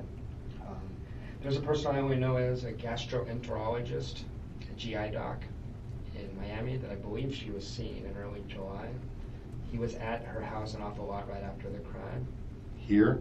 No, I mean in Miami. Okay. In Miami, gastrointestinal physician in Miami. In Miami. And I never heard of him until July. All of a sudden. And so far, what have we heard? The bits that are new concern Wendi having threesomes, falling down drunk, laughing at Dan having his face blown off, taunting Jeff, like saying, no, I wasn't at book club, I was probably drunk and I had a great fucking night. Antipsychotic medication. And her dad writing her shady scripts. That's the stuff that's new so far. And there's more to come. There's more to come. Stay with us. Stay with us on True Crime Metrix. Subscribe to the channel. Like, share, leave a comment. Support the channel on buymeacoffee.com/True Crime Metrix. And, yeah, what about our goal? Do we still have our goal? 14 minutes left for 2 more super chats on our fantastic goal to do what? To get more Freedom of Information Act requests from the Tallahassee Police Department. We've got a bunch coming. We've already got a bunch, but we want more. We know there's more. It's a treasure trove. Help us reach our goal at the top of the chat. It made me a little suspicious. All of a sudden he's around in July, this happens, and he's around after the crime too. Okay. So I wonder. Okay. Then there's these conferences she attends, and I don't want to be too graphic, but she comes back from, if you're interested in people that were obsessed or sexually involved, she comes back from conferences with slap marks on her ass. It's very obvious what happened to her at conferences. So she went to the British American Project conference in London in the fall of 2014. After the death. 2013, sorry, that's before the Okay. death. And there's a lot of rich, influential guys there. And she goes to the Coca-Cola conference in Atlanta. There's this very wealthy advertising executive and an assistant coach for the Cleveland Browns that she was hanging out with there. I know this sounds crazy. How could they be What? involved? A coach? A coach for the Cleveland Browns? What? These conferences she attends, and I don't want to be too graphic, but she comes back from, if you're interested in people that were obsessed or sexually involved, she comes back from conferences with slap marks on her ass. It's very obvious what happened to her at conferences. She comes back from conferences with slap marks on her ass. Okay. And she had a real good time. So she went to the British American Project conference. This is new. Where's Albert? Tell me that's ever been seen before on the internet anywhere. Someone has edited out all of the parts that paint Wendi really badly. Right? In London in the fall of 2014. After the death. 2013, sorry, that's before the Okay. death. And there's a lot of rich, influential guys there. And she goes to the Coca-Cola conference in Atlanta. There's this very wealthy advertising executive and an assistant coach for the Cleveland Browns that she was hanging out with there. I know this sounds crazy. How could they be involved? But those are men that... And she told you about the Coca-Cola guy? Yeah. You got a name? Just no rich guy, advertising agency, Coca-Cola. But he's at this conference in... Rich guy, advertising agency, Coca-Cola. Assistant coach for the Cleveland Browns. When was that conference? April of 2014. She attended that conference. There wasn't that many attendees. And pretty sure she had sex with him. I don't know if that means he killed anybody. And it's the strengths coach for the Browns, I think. He's Google Browns coach, Coca-Cola scholar. He's on there.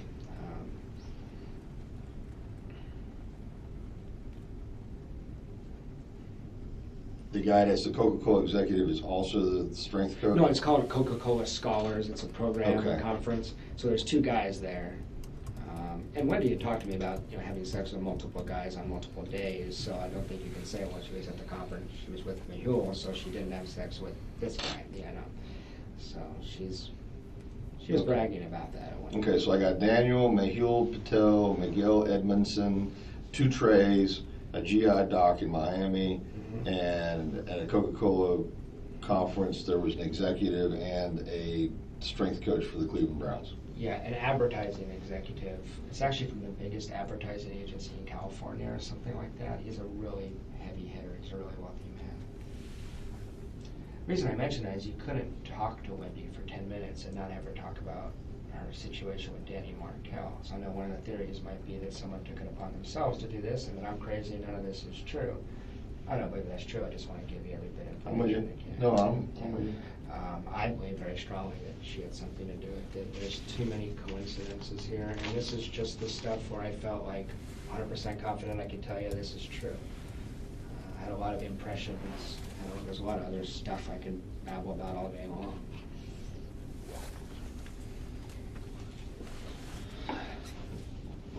so I'm clear, when she went to this Coca-Cola conference in Atlanta, she met not just one but two guys. Is that what you're saying? She talked a lot about, Mihua was at that conference. Okay. Mihua used to send flowers to the house. I'm sure they had an arrangement of some sort. And she spent Christmas with him in 2013 as well. What does he do? He's a rich guy in New York. Just a rich guy. He's a banker, I think. And this Sack, he was a professor, right? He's a professor. Which law? No, he's English and humanities. I mean, I know none of these people pop out like, well, they're a killer, but I'd be shocked if Daniel Sack was involved.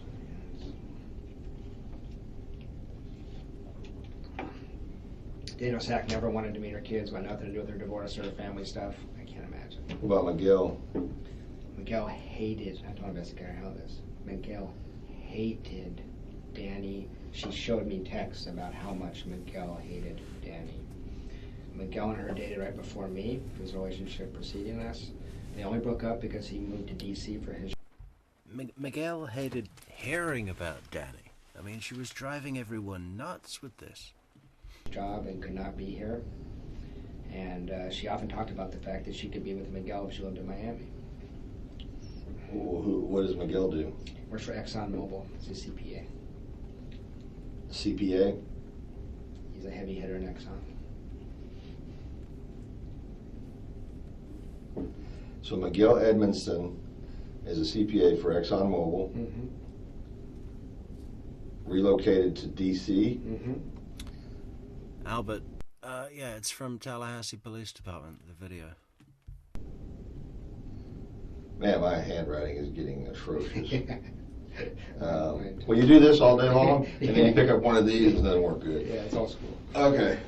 Went to D.C. and hated Danny? Hated Danny. What did the text say? I can't remember what it said, but I remember Wendi going, look how much, because I did not know that she was still seeing Miguel. I believe that she was. She had one weekend she went away, and she only stayed at her house, which was foolish given the game she was running. Because like flowers and cards would come from other guys when I was at the house. While you're there and she's gone? Yeah. So a box of chocolates got them from Miguel, and I looked at the envelope, and you could sort of see something about last weekend. And, you know what I mean? So I'm like, oh, jeez.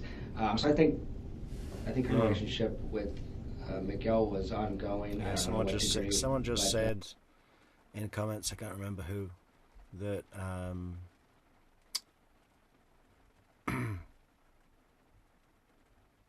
who was it? Someone said Christina said, I think Wendi fabricated that entire list of men to torture Jeff. Well, it doesn't sound like it. Doesn't sound like it. There, she's coming home from the conferences with the slapped ass, and she's getting chocolates from Miguel with notes that say something about last weekend. So, sounds real. She saw him in October 2013. She went to D.C. and saw him. That's after we were dating, and I believe she met up with him a few other times. But she told me both Miguel and Mihul she was interested in being in a relationship with, but they could not live in Tallahassee. So that was one of the other motivations for wanting to get out of here. But Miguel had been in Tallahassee? Even in New Orleans, even close enough they could kind of see each other on weekends. How'd they meet? They met at the 2000. If you Google his name, the first thing that comes up. If you Google their names together, they both traveled Europe together in 2009 as some Wendi and Miguel. Yeah, he hated Danny though. But give me a specific, Jeff. Yeah, Miguel went to Europe with Wendi as a group of like 10 professors. Christina says, come on, that's not evidence of sex. Well, neither was your comment. I mean, your comment was, I think Wendi fabricated that entire list of men to torture Jeff. There is a list of men. So, it's not... I mean, I think she was banging all of them. But it's not, the subject here is the list of men. There's a list of men. And he came to stay with Wendi. He came through Tallahassee, I guess. And he left early because he couldn't stand the way Danny talked to Wendi. This is while they were married? Yeah, this is 2010. Okay. I have always assumed the best of Wendi, that she was faithful to Danny, but Danny is described by her as very controlling and overbearing. It sounds like my experience is just trying to rein in his wife, who's not exactly the most moral person. That's my suspicion. But Miguel, per Wendi, she came to stay for a week and left after day 2. He says, I can't handle this guy. And the text, one time she said, look, Miguel just texted me, and because Danny did rile some stuff up, and he was trying to, that thing where Jewish women have to get it's called a get. Yeah.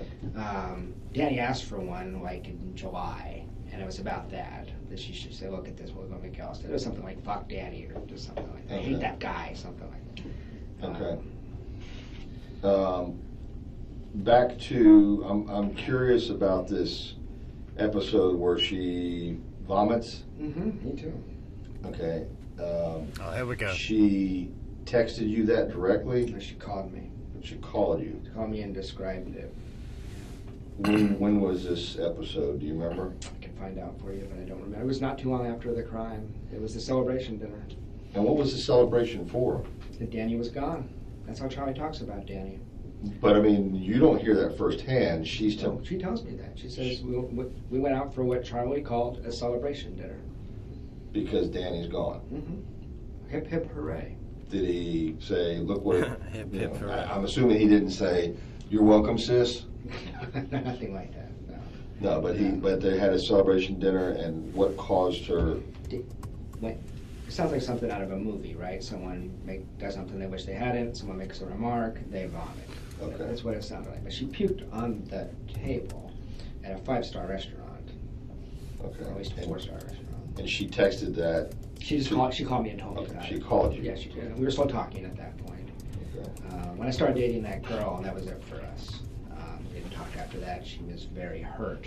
When you started dating that girl. It was a long story, but long story very, very short. She said she knew this woman, and she said, I should introduce you guys, because we decided, probably not going to be able to continue this, but it's in this limbo because of the crime. And I said, hey, you should introduce us sometime. And she sent her an email. All right. This is all new. Wendi, after the shooting, they're in a limbo. They're kind of talking a bit. And Wendi introduces Jeff to another woman, right? No one's ever heard this before. Introduce us, but we'd already been dating. I didn't want to bother Wendi with that when she's dealing with a murder. Right. And she texted me scathing texts, like, I never want to talk to you again, and that was it. So it was super, Are you still with this woman? No. And then Wendi calls her the next week and makes sure, I don't know if Wendi called her or what she did, but they have some mutual friends. This woman, since shortly thereafter that conversation, this woman said, I'm not interested in seeing you any longer. Okay. So, which I thought was pretty aggressive. When I texted Wendi, I said, hey, put me through a lot of shit. Give me a break here. Just stay out of this, please. And she didn't. Very aggressive. So then Wendi, said, oh, you know what he did in Gainesville when he flew into a jealous rage and turned all red? He went through my phone and started talking in legal terminology. How he followed me to my lecture and watched the kids. Let me go check on something. You good on water? I'm good, thank you.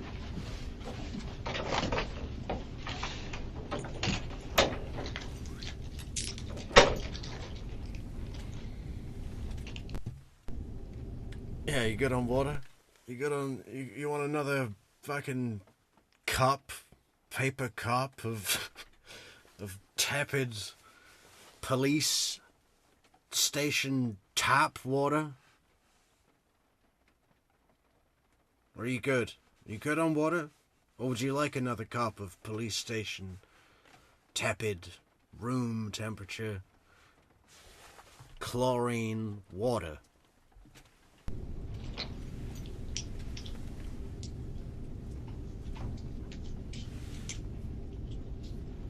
Oh.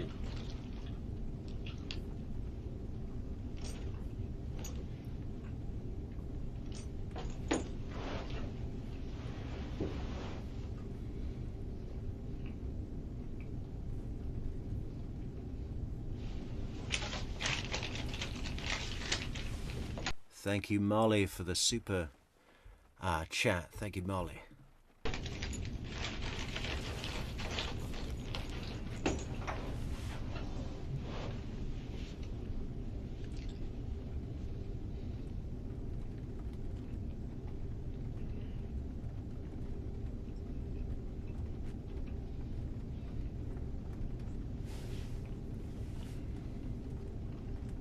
These are great bits. I just...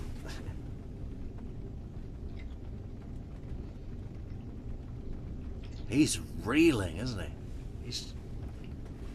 I mean, that's a little bit... It's a bit much, isn't it? What's he moving his head around like that for?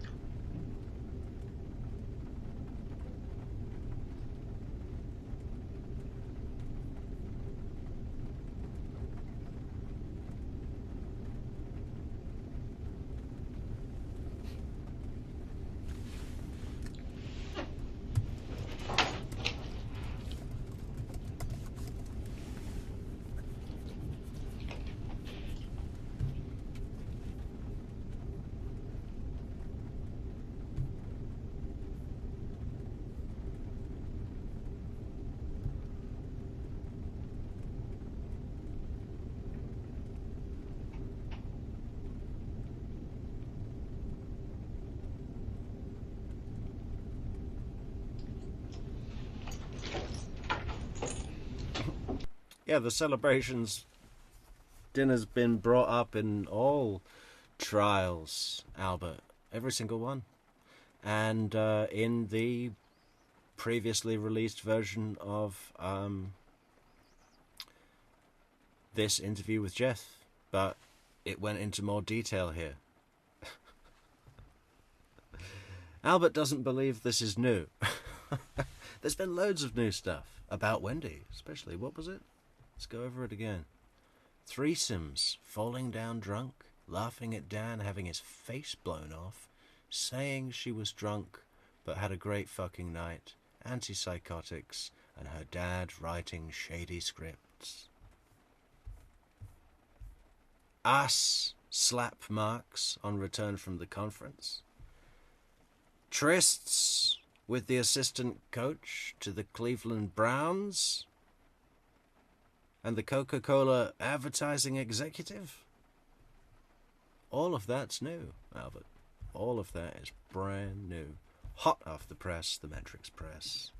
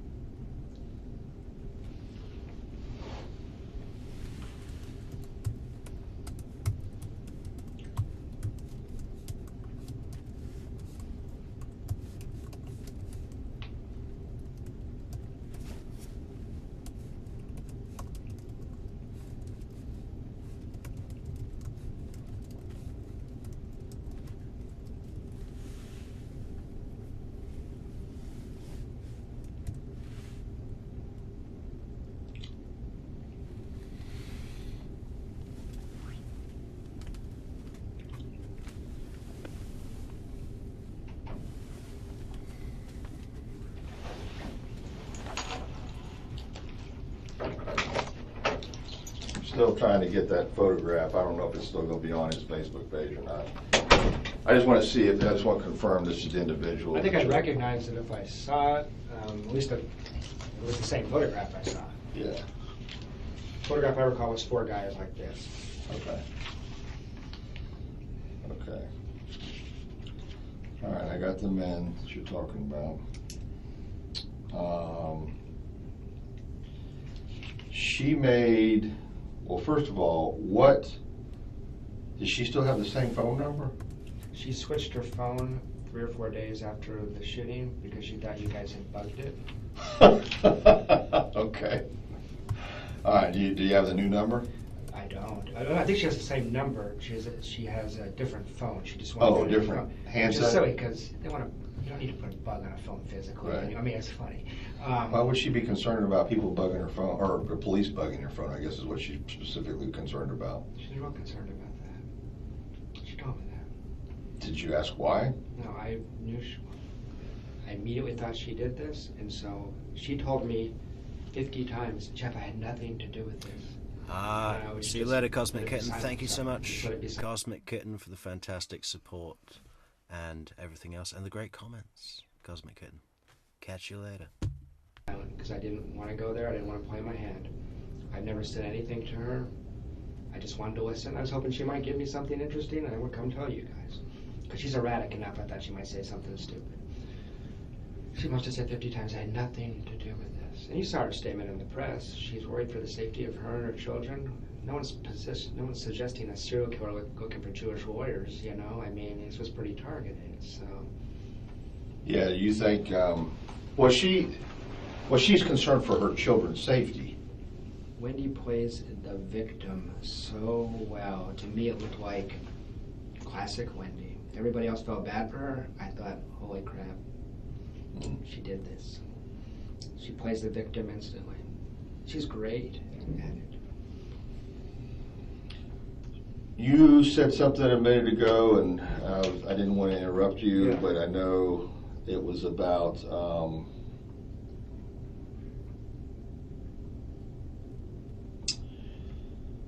something about Charlie getting shot. Okay. Charlie getting shot. Yeah, I thought she said something about. I thought you were telling me that Wendi was up here, or had said something about Charlie getting shot or Charlie getting killed or something like that. She referred to that. Danny or Charlie? I'm sorry, Danny. I'm sorry. I'm totally confusing you. Yeah, that's okay. That's okay. Oh, when she was up here, how's this for awkward? My best friend sat next to her at a bat mitzvah. He refers to her, just so you know what it's like in the community, he calls her the murderer in common conversation. He is convinced. I don't know how, I mean, a lot of people, and that's not from my take on it, that's his take on it. Right. He knows I could be crazed. He had to sit next to her at a bat mitzvah for 4 hours. She's cracking jokes about Danny getting his head blown off. Head blown off. Yes, cracking. Cracking jokes. This is new. This is new. Got to go back here. Calls her the murderer in common conversation. He is convinced. I don't know how, I mean, a lot of people, and that's not from my take on it, that's his take on it. Right. He knows I could be crazed. He had to sit next to her at a bat mitzvah for 4 hours. She's cracking jokes about Danny getting his head blown off. Head blown off. Yes, cracking.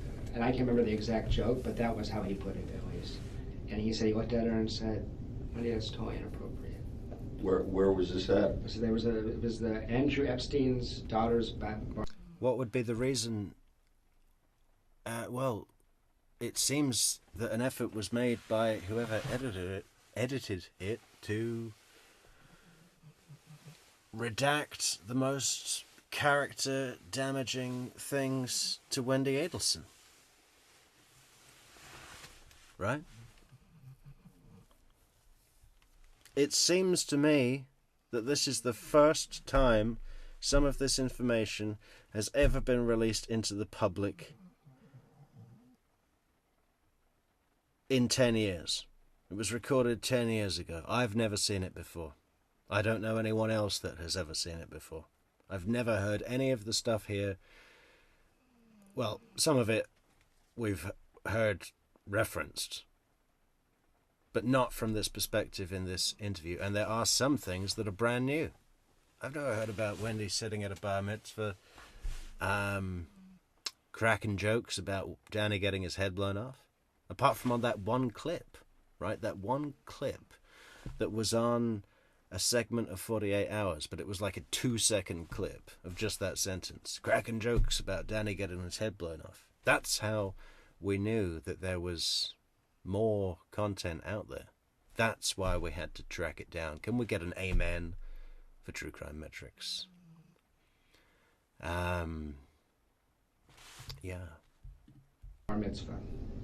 Okay. Which was 3 weekends ago. She was here for 4 days.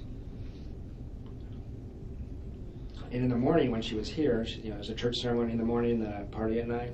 And the morning one, she sobbed through the whole thing. And whenever anybody asked her, like, what's going on, she didn't say I'm sad. She said I'm nervous, I'm anxious. I've seen a lot of grief. I'm a social worker. This is really an atypical reaction. It's real strange. And then the evening, she was pretty much herself, but she was cracking jokes.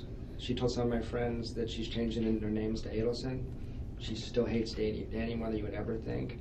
And no one has ever heard her say one sympathetic thing about Danny and Markel to this day. And it's just weird. Why would you be hanging on to anger? I mean, it's so... I can only think of one reason, to make the world make sense. But yeah, she was cracking jokes, which sometimes people deal with pain in that way. I get that. But, I mean... How did she say it? How did he tell you she said it? You might have sent me a...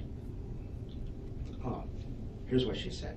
There was one just general joke, but I have the other text. He said, my favorite quote from tonight, I overheard Wendi saying, at least it didn't happen to Jeff or the kids or somebody I actually cared about. Okay. So that was the vibe. They split those two. They split this town into 2 piles. I mean, it was a nasty thing. But people that aren't me, because I'm careful. I haven't told anybody the story like I've told it to you. I've told people I'm suspicious. That's about all I've said. They find her behavior erratic, bizarre, scary, and people who are very close friends to her are coming to the point where they're like, Jeff, I'm have people stopping in my office saying, Jeff, is there any chance, it's just not the Adelsons in Miami, is there any chance they had something to do with this? That's the weirdest family, that vibe, you walk in the room and something's strange. I know it's all subjective, but it helps me to hear that, because I feel like I'm a crazy person for the last 6 months. I've been waiting for you guys to arrest some vagary, I mean, and those names I give you, I mean, that's so you can have all the data I have. Wendi with Charlie. Yeah, I'm not sure, Christina, Tiffany and Albert. Are you sure that you're not misremembering? I mean, if you can find a link to a video that shows this, it will be dated. I'd love nothing more than to be proven wrong. Yeah, you can send that to us at Discord or truecrimemetrics@gmail.com. Yeah. I don't believe it's out there. Perhaps you're misremembering. Certain details here, even if I hadn't seen the video, which, I mean, I've watched every single one.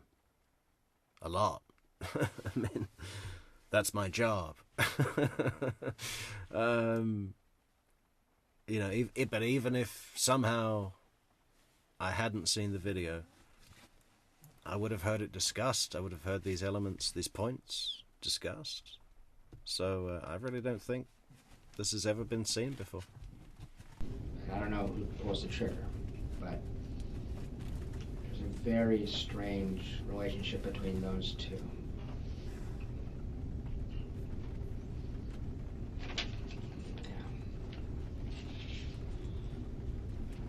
I acknowledge this might all sound real crazy to you, investigator. I'm not, no. Yeah. So I'm very interested in this. Yeah. I want to make sure that I understand it completely and thoroughly. Yeah.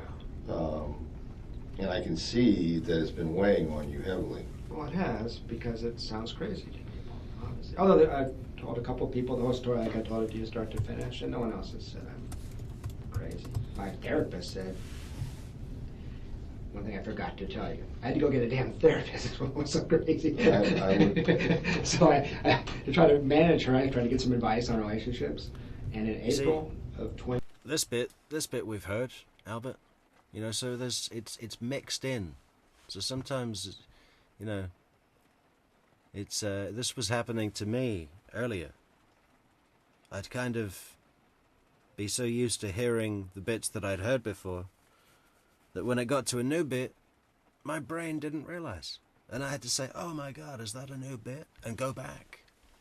So you can get into the flow and miss the new bits, but just, you know, be vigilant and keep an eye out, and I'm sure you'll see stuff you've never heard before.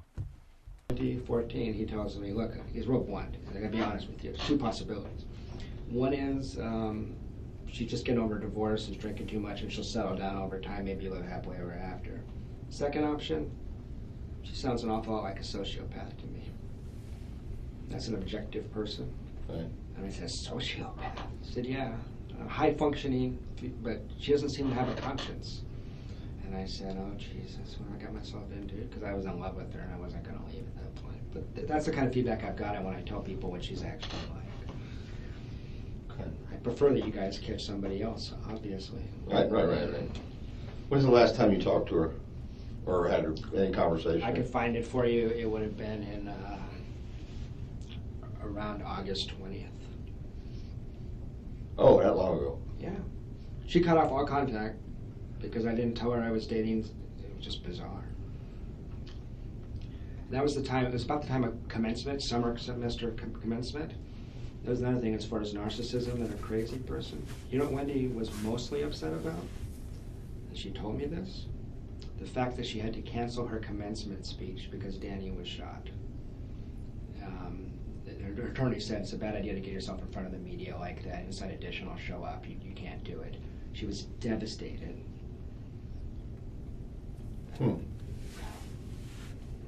It's bizarre. I went back and looked. Apparently you all have somebody, McPherson? Jay McPherson. Yeah. What's the relationship? She has something to do with Wendi? They claim that she was in the room with Wendi in the 9 hours you guys interviewed Wendi. No, she came up here. She was not in the room with her. Wendi told me she was in the room. Well, okay, let me correct that. That sounded weird to me. She came in the room, I think it was over the children. The children had to be picked up. Gotcha. And there was two ladies that were up here, and I can't remember if that was McPherson or not. Well, Jane was with her that day, and coincidentally, Jane's one of my doctoral students in our program. So she's getting her PhD in social work. I teach in social work, so I know her professionally. Right. Jane is the one I talked to for about 3 hours, maybe 2 weeks after the crime. They told me that Wendi and her circle of friends thought I did this. Jane told you that? Jane told me that. She said you had to be there if you were, and she basically made it sound like if you, and she's a confidant of Wendi. See, Wendi has told many people that I stalked her, that I falsely accused her of cheating on me, that I'm this very mean person, all this kind of stuff. And she has friends that are professors in other departments. She's slandered me pretty bad.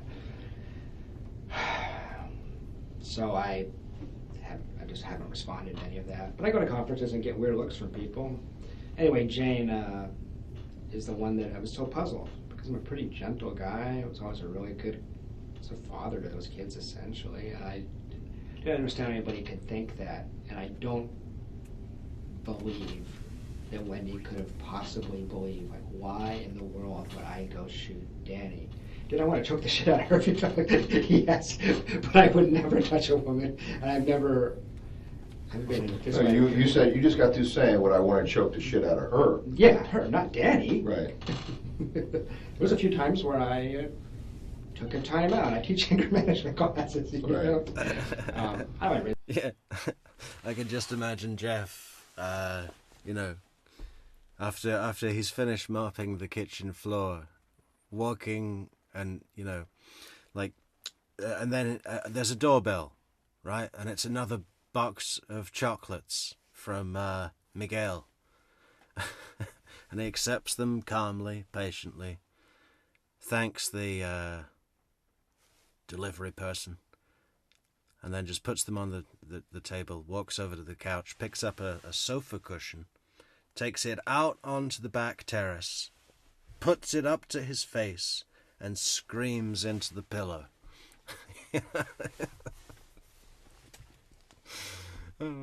There were some times when I had to take a time out. Yeah, I can imagine. I can imagine, definitely. Long walk. Long walk. I'm going to go for some Pepto-Bismol now. You want me to go to the drugstore? Yeah. My pleasure. I'll take my time. Raised my voice to her that one time because you couldn't. She would collapse. Okay. But Jane knows Wendi as well as anybody. Jane doesn't think any of this. But Wendy's pretty good at fooling people.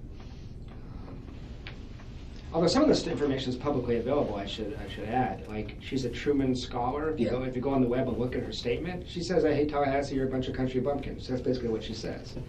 You know. And that bit we have heard. So they blend, right? So keep your eyes open and your ears. And keep your mouth shut. I'm just kidding. Yeah, they blend. You know, we didn't hear the thing about choke the shit out of her and having to take a time out. But we did hear the thing about, I hate Tallahassee, they're all a bunch of country bumpkins. They blend. They blend. Blink and you'll miss them.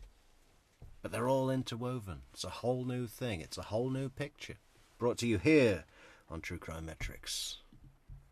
Although I think she told a lot of the locals What they that wanted she to- was satisfied, she wanted to make the best of things, and that she actually... No, that is what she said. But not when the door closed and it was just me and her in the house. Then it was, I mean, I got tired of listening to it.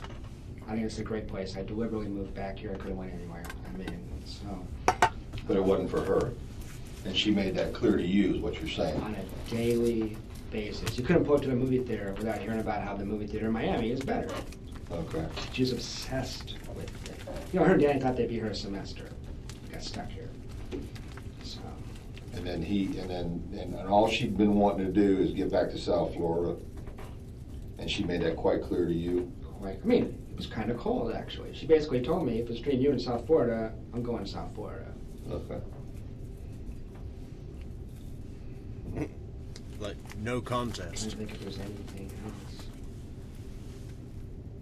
I heard that the FBI had maybe talked to her brothers. Oh, that's the other thing. Their brother Rob in North New York. I don't think anything to do with this, but something very weird about this family. There's some emails between us where when he visits the house, he doesn't even talk to the parents. There's just some sick dynamics where Wendi at one point told me when Dad was extremely violent. And I thought, well, this makes sense why you're so gun shy and, you know, hair trigger. And then later I said, what's your history of family violence? She said, I never said that. So there was a lot of inconsistencies in line, but I don't think Charlie's been up here. If you were, with your experience and instincts, you were to talk to Charlie, I assure you, there's something off about that guy. What about this FBI thing? I heard through the grapevine that the FBI talked to Rob up in New York. That's what Wendi told you? No, I think that's what Jane McPherson told me. Okay. So, and I try not to believe everything I hear because misinformation's everywhere. You know? Well, if Jane McPherson heard it, she most likely got it from Wendi. Yeah, well, that's true. That's true. But he's like an outside. He's not really a. That's the end of Isom's investigation. Well, you know, probably if Jane told you, she maybe got it from Wendi. Definitely, maybe. Part of the core family. They don't have a relationship, basically. Okay. And the impression is he's a guy who wants nothing to do with his family. There's something that happened in that house and he wants nothing to do with it. Okay. And I just think there's, I mean, that's the other theory, which sounds super crazy, but the people that have visited the house in Miami they said to me, has anyone considered maybe the whole family's in on this? I mean, this is I said, people don't do that. I said, well, you go in that house, it's real strange in there. It's real secretive. It's real weird. Have you met her parents? I have. Is there anything that you can tell me about them? You know what autism is? Autism? Yeah, Yes. yeah. The dad and the brother Rob have this reputation of being like that. They, everyone in that family suffers from a severe lack of empathy for other people. She learned that somewhere. You know, pillars of the community. You get on his website. I mean, years ago I went on it. He was polite to me, but Dad's polite, Mom's kind of rude, actually. I know that Father has been speculated about. They hate Danny in a way.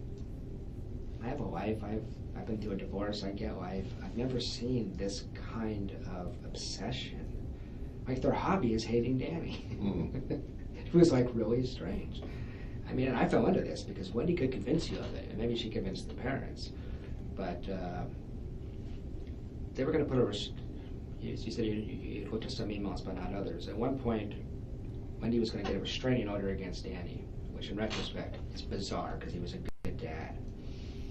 But she had Gary, you know who Gary is? Gary is a lawyer he's the one that offered Wendi the job so she could relocate in the summer of 2013. He runs a tort firm suing drug companies. He offered her $1 million job, and I wondered about him too. It's not sexual, it's more of a father-daughter thing, but they're close. Gary. I don't know his last name. Where does he work? He's a lawyer. He works in Miami. Okay. He owns a tort firm, and there are emails. I mean, she sent this document. She had compiled every email, like between Danny and Wendi for like a year and a half. And the idea was to make this legal case that Danny is harassing her and stalking her. See, there's a good example of Wendi using her powers to just have someone, hey, you need to relocate? Yeah, we should be able to sort something out for you. Here's a $1 million job suing drug companies. You know, so when she's getting put into these non-profit, philanthropic organizations and whatever you call it, what are they called? It's just all about funding and yeah, we need to put the money here, and if we put the money here, we'll be able to demonstrate this and so on. We know. We watched the whole goddamn lecture with her and that guy that she was obviously porking. Right? It had no content whatsoever. And the public speaking delivery from each of them was below basic dog shit. Okay? Not good. They didn't get there because they're good. Right? It's just a smokescreen. And yeah, if Wendi needs to relocate down to Miami, she'll call up some father figure and say, hey, can you do something for me? Yeah, here's a $1 million job in Miami suing drug companies. She always goes to this. She told me Danny was a stalker because he looked out the window one time and saw her walking down the street without the kids, and he goes, where are my kids? I have right of first refusal. If you don't have the kids, I should have the kids. Wendi claimed that was stalking because he said, you know. So anyway, all these emails, and the idea was we're going to persuade some judge that Danny needs to be reined in. I read this document. At this point, I'm a little skeptical because she's screwing everybody else.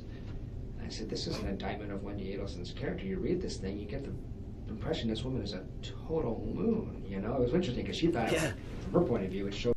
Yeah, you do get that impression, don't you? Just piece by piece.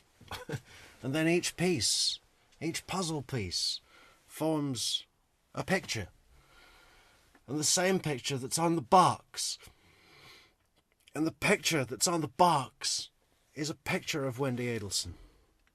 Maybe we should make in the merch store, I think we can do jigsaw puzzles now, a Wendi Adelson montage 10,000 piece jigsaw puzzle. What an asshole Danny was. We'll release them as numbered editions, limited edition, collector's edition. Justice for Dan Markel, and yeah, Look out for that at merch.truecrimemetrics.com. If you were to read this, it's like, this person is crazy. So that was when I started to figure that out. But there's that different perception. At first she seems really together, and then just loses her mind. So my worry is that she had something to do with this. And has no conscience. And it's hard for me to believe she could, I know you can't give a polygraph. I can't believe she'd pass a polygraph. I can't believe she would stand up to repeated questioning if you guys had any leverage. I understand that this was done in a smarter way. It's, I don't have any leverage. But my experience with her was over time, she just collapses, you know. Okay. Well,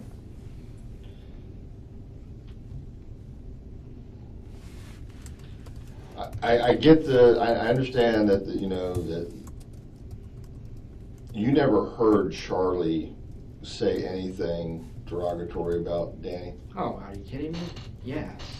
Yes. Did you hear him say anything in a threatening manner? No. Well, I myself said I'd like to kill Danny Markel. I told you guys that because Wendi told me he was sated. I don't want to make it up. In that hot tub, this is what this family talks about. In that hot tub, I don't remember. He definitely, in that hot tub, half the conversation was about what an asshole Danny Markel is. He was very heated up about it. He's a very intense guy. It was a little different than when I would say it, you know, Bandito's burrito. I was like, someone should kill that guy. I was just sick of his shit. Really, it was Wendy's shit. Right. I was manipulated. The brother, I mean, they were married 9 years. They have 10 years worth of the bullshit to be upset about. And the rant and rave about how he handled the wedding. How he handled the wedding. You know, kosher versus not. Remember when he did that at the wedding? What a jerk. I mean, it's like their hobby. It's bizarre. And I didn't have that written down. When was the hot tub? 10 years later, do you believe he did that at the wedding? That he wouldn't feed shrimp to his rabbi?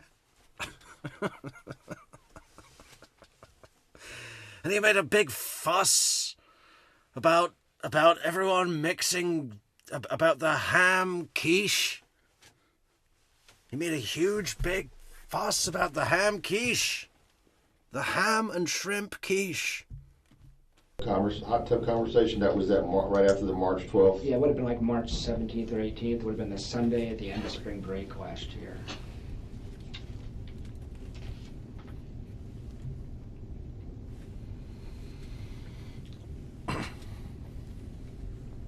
But if the question is, did he threaten Danny? No. If the question is, was he pathologically upset with Danny in a way I found disturbing and it put me off and it was different than, say, even Wendi or her mom? Yes. Incredibly intense about it. Incredibly intense. Charlie's so difficult to get along with, he doesn't have one dental office. He works at 5 dental offices, and they can only handle him 1 day a week in each office. Really? Yeah. Yeah. No dental office in South Florida can tolerate this guy for more than 1 day. Yeah, we'll give you 1 day a week if you promise not to come here for the other 6.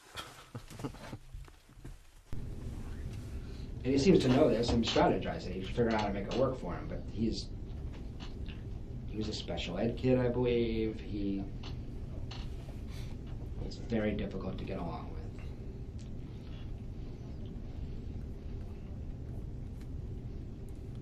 We've got Special Ed Kid merch coming out soon too. Special Ed Kid at True Crime Metrix.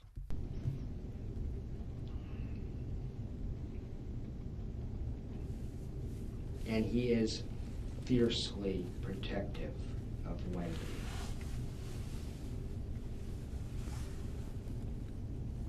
Okay. He had suggested seriously that they convert to Islam. The whole family? Just Wendi and the kids. Islam? Islam or Christianity, one or the other. Just to screw with Danny. So they're not very devout in their No, Jewish they're religion. they're atheistic Jews. Pardon? They're atheistic Jews. You know, Jews that don't really believe in God. They do it culturally. They eat the food. These people don't have ethics or morals. I mean, they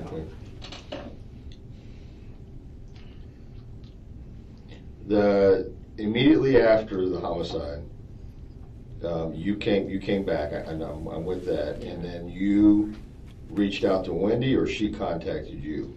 10 days later, she texted a mutual friend, acting as if I would be upset with her. Right.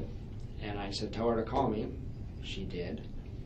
At 3 in the morning. She wasn't sleeping well. And we had a very awkward conversation. Mostly just, I think literally she talked for an hour and a half, and I said probably 30 words. I just listened mostly. It was real, she wasn't sleeping. It was real crazy.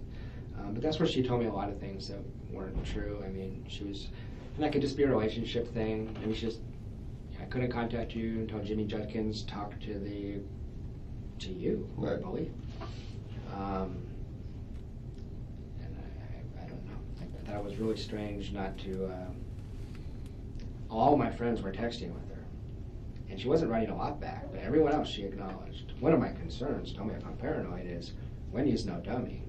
She knows I know all this stuff. Now, she may not remember everything she ever said, but if there's one person, what she told me at one point was, no one knows me better than you. I said, who have you been intimate with in your life? What people have gotten to know you? Because she's a very superficial person. She said, 2 people have ever got to know the real me, you and Danny Markel. So it's been kind of anxiety-provoking again what happened to him. But in that conversation, there was a lot of lying. Okay. And I thought that was, it wasn't like my feelings were hurt. If she just had someone get killed, if she was literally a victim, I would just say, take as much time as you need. I don't care. But there was something weird about it. Okay. Let me see if this picture's available or not. Okay. It may be off.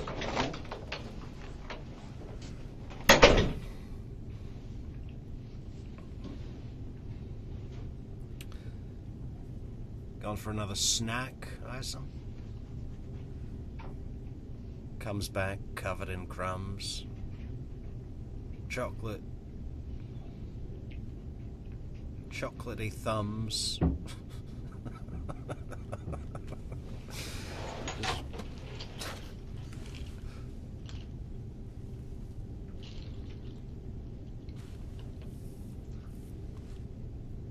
Going in for another piece of gum, Jeff.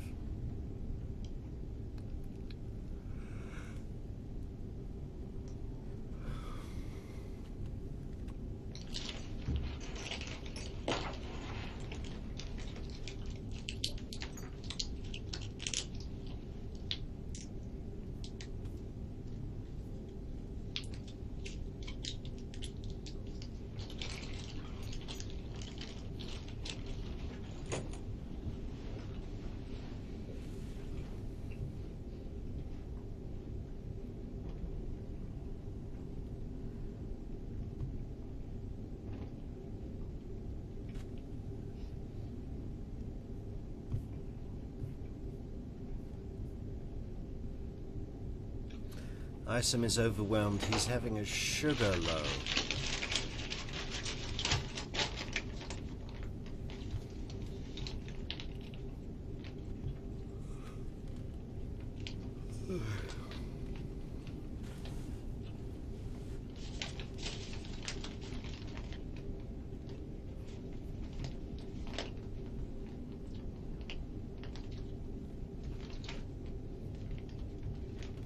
So even at the last part of the interview, he's going over the notes. Over the notes. Don't miss anything, Jeff.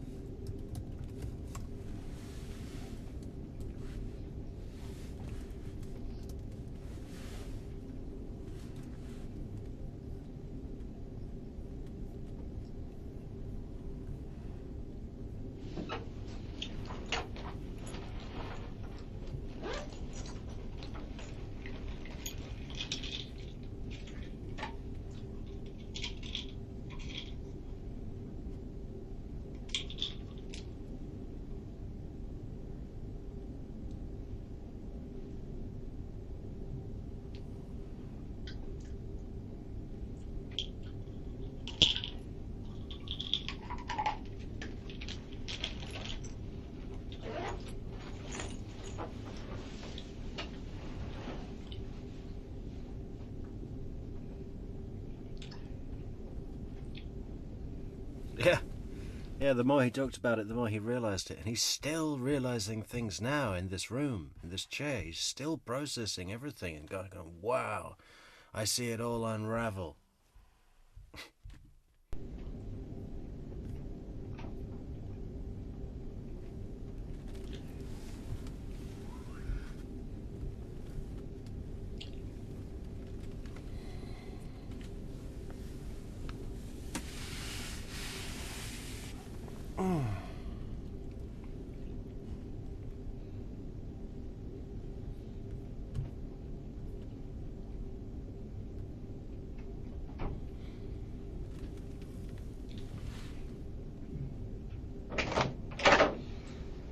Okay.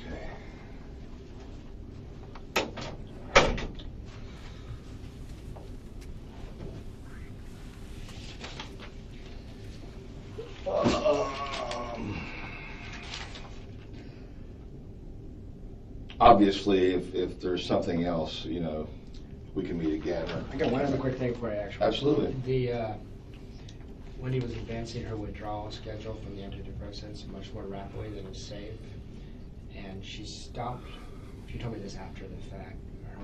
She dropped off the med completely on July 14th.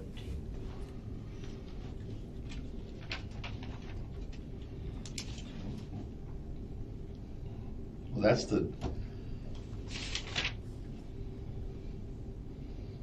we determined that's the date that the conversation happened about Charlie and the 15,000. That's right. But she doesn't tell you till later on? I just said, hey, how are the meds? And she goes, oh, I stopped those. I think the first day I was back, which was Monday, July 14th. That was my first day off of them. So she was off of them completely on that day. Okay, so... Which, by the way, people have impulse control problems at that point, so that might be why she said that. I mean, it's... But she's telling you this when? In August sometime. Okay. She just stopped cold turkey? Or I don't know. I just know that it's supposed to go down 10% a week. She wasn't doing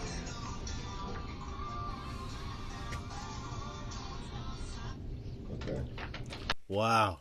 A little window into Isom's world. We've now heard his personal ringtone. Who in the comments can pick up what that is? Sounds like a country song. In August sometime. Okay. She just stopped cold turkey? Or I don't know. I just know that it's supposed to go down 10% a week. She wasn't doing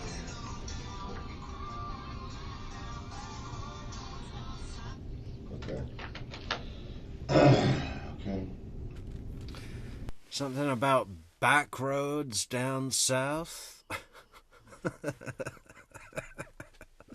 Well, if that doesn't spell just about to retire, aging, mud pie winning Tallahassee police officer, I don't know what does. Something about back roads down south. Let's see if we can find it one more time. Maybe we can get the lyrics. I'd love to find out what it is. Maybe it's his favorite group. Just know that it's supposed to go down 10% a week. She wasn't doing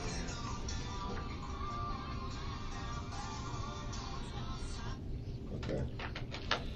Okay. Okay. Back old roads down south. If I think of anything, I'll get back in. I actually had two quick questions for you, if you don't mind. Yeah. This is completely selfish, but I'm concerned about me in this situation. I'm wondering how long it is, in your opinion, before the media, before journalists are poking around looking at this case, and I'm worried about my potential exposure as a professor and as a person. This is an open case. I don't.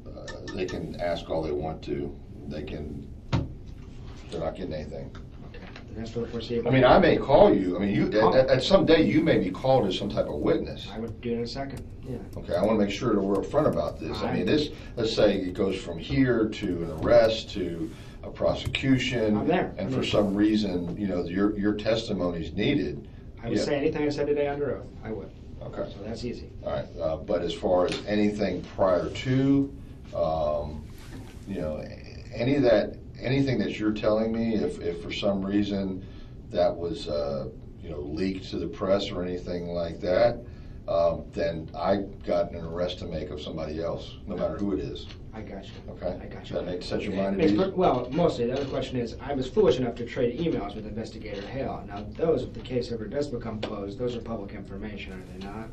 They would be considered public information, but they'd have to be, someone would have to request them, and, you know, for that, it would be something specific they would have to request. I just saw the ones that leaked from Jameis Winston and went, oh crap, is this going to happen to me? Am I going to be, you know what I mean? Because Hollis and I talk about her allegations of stalking in his emails. I'm like, oh great. So I would not worry about it. Okay. I mean, I don't see a concern there. I don't know exactly what you and Hale. I just sent that email that you showed me, and my header to it was, does this sound like someone who's being stalked? This isn't trying to work this out with you, maybe, or maybe not, but there's no mention of that. You know, so. I mean, I look at that as you were showing a defense for why you would not be. And then one other email I sent him, I pretty much accused her. Okay. But I mean, obviously, it's more than that. I mean, yeah, you more than just suspect her at this point. That's what you've been telling me this afternoon, right? No, that's true. That's what I'm basically gotten from you is this woman is directly involved. She is. Now, I don't think you're saying necessarily that she killed her ex-husband, no. But she either had something to do with orchestrating it or had knowledge that it was going to happen.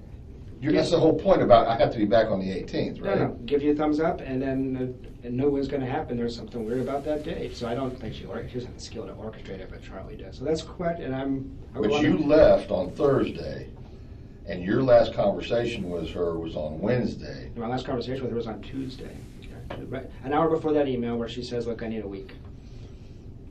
No, on the email she says she needs a week. Yeah. An hour before she sends the email, she says, "Are you still in town on Friday?" That's exactly right. And you said, "I don't know, it's still up in the air." Yeah.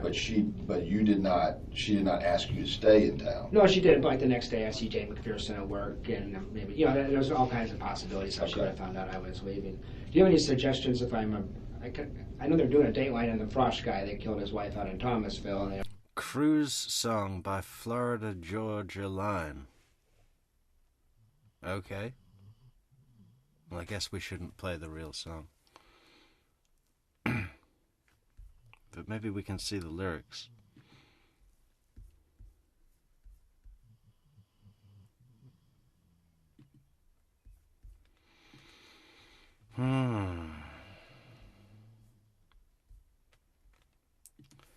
So the lyrics are, baby, you're a song. You make me want to roll my windows down and cruise. Yeah, when I first saw that bikini top on her, she's popping right out of the South Georgia water. Thought, oh good Lord, she had them long tanned legs. Couldn't help myself, so I walked up and said, baby, you're a song. You make me want to roll my windows down and cruise. Down a back road blowing stop signs through the middle. Every little farm town with you in this brand new Chevy with a lift kit. Would look a hell lot better with you up in it. So baby, you're a song. You make me want to roll my windows down and cruise. It's really long. I don't think I'll do any more. This is his favorite song that he put on his phone to be the ringtone. It would be bad enough if he let it play on the radio by accident.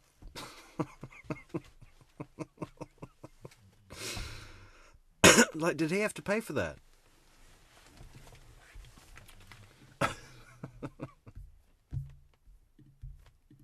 He came to town. Any just advice from being an experienced investigator what I should do if I'm approached by the media, because it's not unimaginable. Go talk to Investigator Iceland.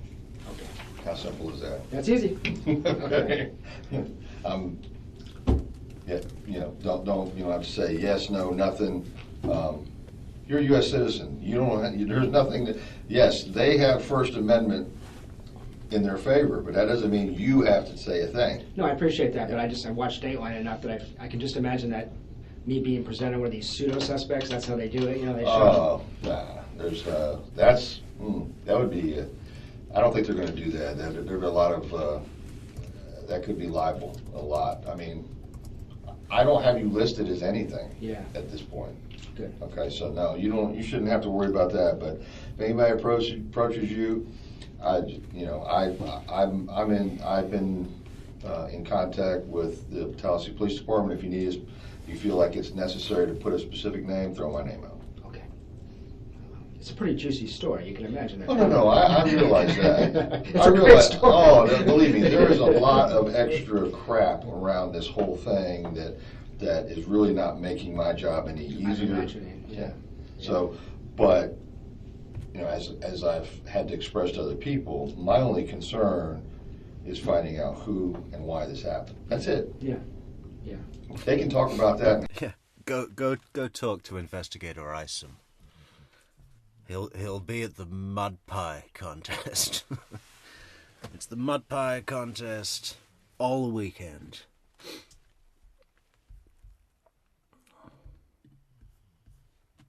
Hollywood for the next century, as far as I'm concerned. But that's my only concern. Who and why? Who and why did this happen? They can talk about it in Hollywood for the next century. Yeah, Hollywood or Portugal. You know, we don't have to be in Hollywood to talk about this case. The two things I wanted to get before you left was the girl, you mentioned her name, the one that you all The two, welcome back, the two. are friends with. I tried to write it down. Fran Gamori? Yes. Yeah. Frana? It's Fran, F-R-A-N. It's actually Francine Gamori. Scene. C-I-N-E. Gamori? G-O-M-O-R-Y. About 7-8 minutes left. G-O-M. G-O-M-O-R-Y. Okay. And she's actually my mentor's wife. She works with... Mentor's wife. Mentor lawyer's wife. No. Yeah, no, last call for coffees, guys. If you would like to support the channel and you think that's something you want to do, you can at buymeacoffee.com/True Crime Metrix. She's known Wendi since they got here in the Jewish community. She's been down to visit the house a few times since the crime, and when she hung out with Wendi when Wendi visited Tallahassee. And I remember, the Grossmans. That's something where Wendi stayed when she was here, was with Al and Lynn. Okay, so what, you have a number for Francine? Sure I do.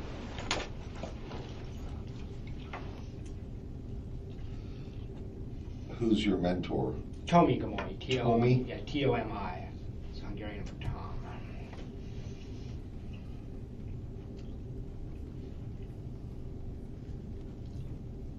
Oh my God. What? Remember when we were reading Wendi's book and she made a special point to have character references and place names that had obscure,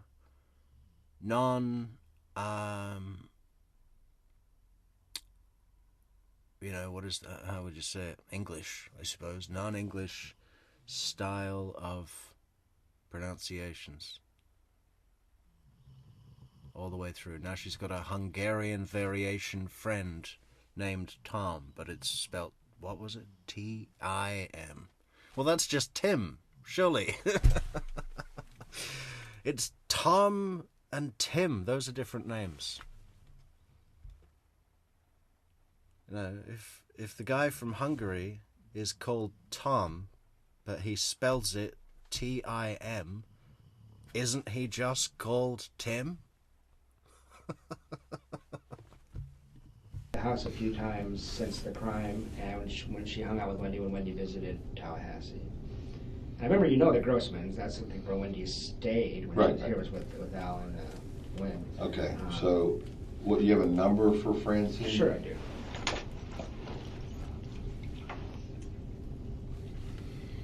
Who's your mentor? Tomi Gamori. Tomi? Yeah, T-O-M-I. It's Hungarian for Tom. Oh, T-O-M-I. What was it? Friends? Sure I do.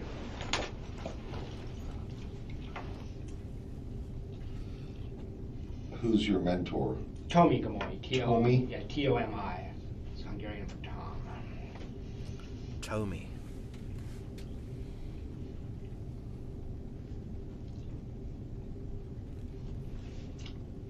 She's So she's got a friend called Tova and a friend called Tomi. So if we throw those in with Tato and Tato, no, Tudo,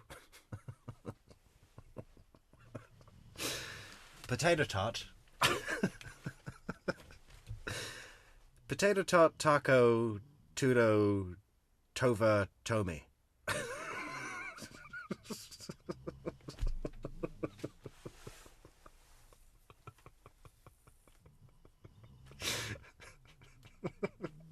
How do we get into these messes with this thing? How do we end up here? How do we end up here? 212-6974.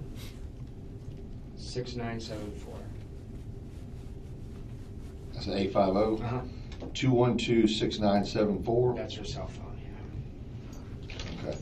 Okay. Now she's the one that you said went to South Florida, but you also said was basically gave you some information about what she talked to. Wendi was.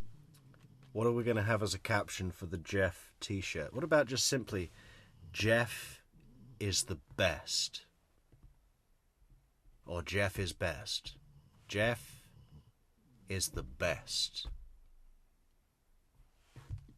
Talking through her for a long time after the crime. Okay. So she's exchanged many texts with. Fran guided her through the whole divorce. Fran knew Danny. Fran was very skeptical of me when I first started telling her these sorts of things. At this point, because we're very close, they're like family. At this point, she's really worried that I'm onto something here. We all are, you know. So Francine. It's Fran. Okay, Fran. Good morning. Would be someone, is basically someone that is close to Wendi, also close to you. Yes. That you and Francine or Fran have confided in each other about the concern over what involvement Wendi. Yeah. It's not a public conversation you want to have. So we've talked very in an unguarded way about this stuff. Very frankly, I haven't told her some things. I've never told her that she said Charlie would look into having her killed. I mean, there's some things I've just kept off the table. Right. But she knows my concerns, and she came back from those trips very disturbed by what she just in the household. Yeah, just intuition, but yeah. She's not reached out to us. I don't know why not. It's the first time. I think you've referred to Tomi before. Yeah. I remember that, but this Fran or Francine is not. You could call her. I don't know. Well, I got to be careful because. Do you want me to get her to get? Well, she just talked to me yesterday because she was on Facebook and she got a message from Donna Adelson. She had a picture on her Facebook page of Danny and Wendi and a bunch of people at the table for some Jewish holiday 7 years ago. And Donna said, "Could you please take this picture down? It makes me sad." And Fran was like, "That's the most bizarre thing." It's on Fran's Facebook page. Yeah. So she's like, "Should I contact the police?" And I told her that seemed too casual. And it didn't seem like it was worth contacting you. But I contact the police. And Did you call the police? And Fran was like, "That's the most bizarre thing." She's not reached out to us. I don't know why not. It's the first time. I think you've referred to Tomi before. Yeah. I remember that, but this Fran or Francine is not. You could call her. I don't know. Well, I got to be careful because. Do you want me to get her to get? Well, she just talked to me yesterday because she was on Facebook and she got a message from Donna Adelson. She had a picture on her Facebook page of Danny and Wendi and a bunch of people at the table for some Jewish holiday 7 years ago. And Donna said, "Could you please take this picture down? It makes me sad." And Fran was like, "That's the most bizarre thing." It's on Fran's Facebook page. Yeah. So she's like, "Should I contact the police?" And I told her that seemed too casual. And it didn't seem like it was worth contacting you. But she's willing to talk to you. Should I talk to her and have her call you? Well. So, Donna saw a picture of Dan, like, and the family at a Jewish event, and she said, "Could you please take that picture down? It makes me sad." But then you have to divulge, you know, that obviously, you know, you've had a conversation with me. No, she knows that. I told her. This. Okay, Yeah. I'm looking out for your interest in Yeah. that part. Yeah. Yes, I would like. The way I put it to other people is you just picked my brain because I knew a lot of people when he was involved. Sure, Yeah. but I would say that yeah, if you could put a bug in her ear and basically say, why don't you call Investigator Isom Sure. and give him some of this information that we've been talking about, so it's coming firsthand. Sure. And because it's not right for it to come secondhand from me. Yeah, gotcha. I'll do that.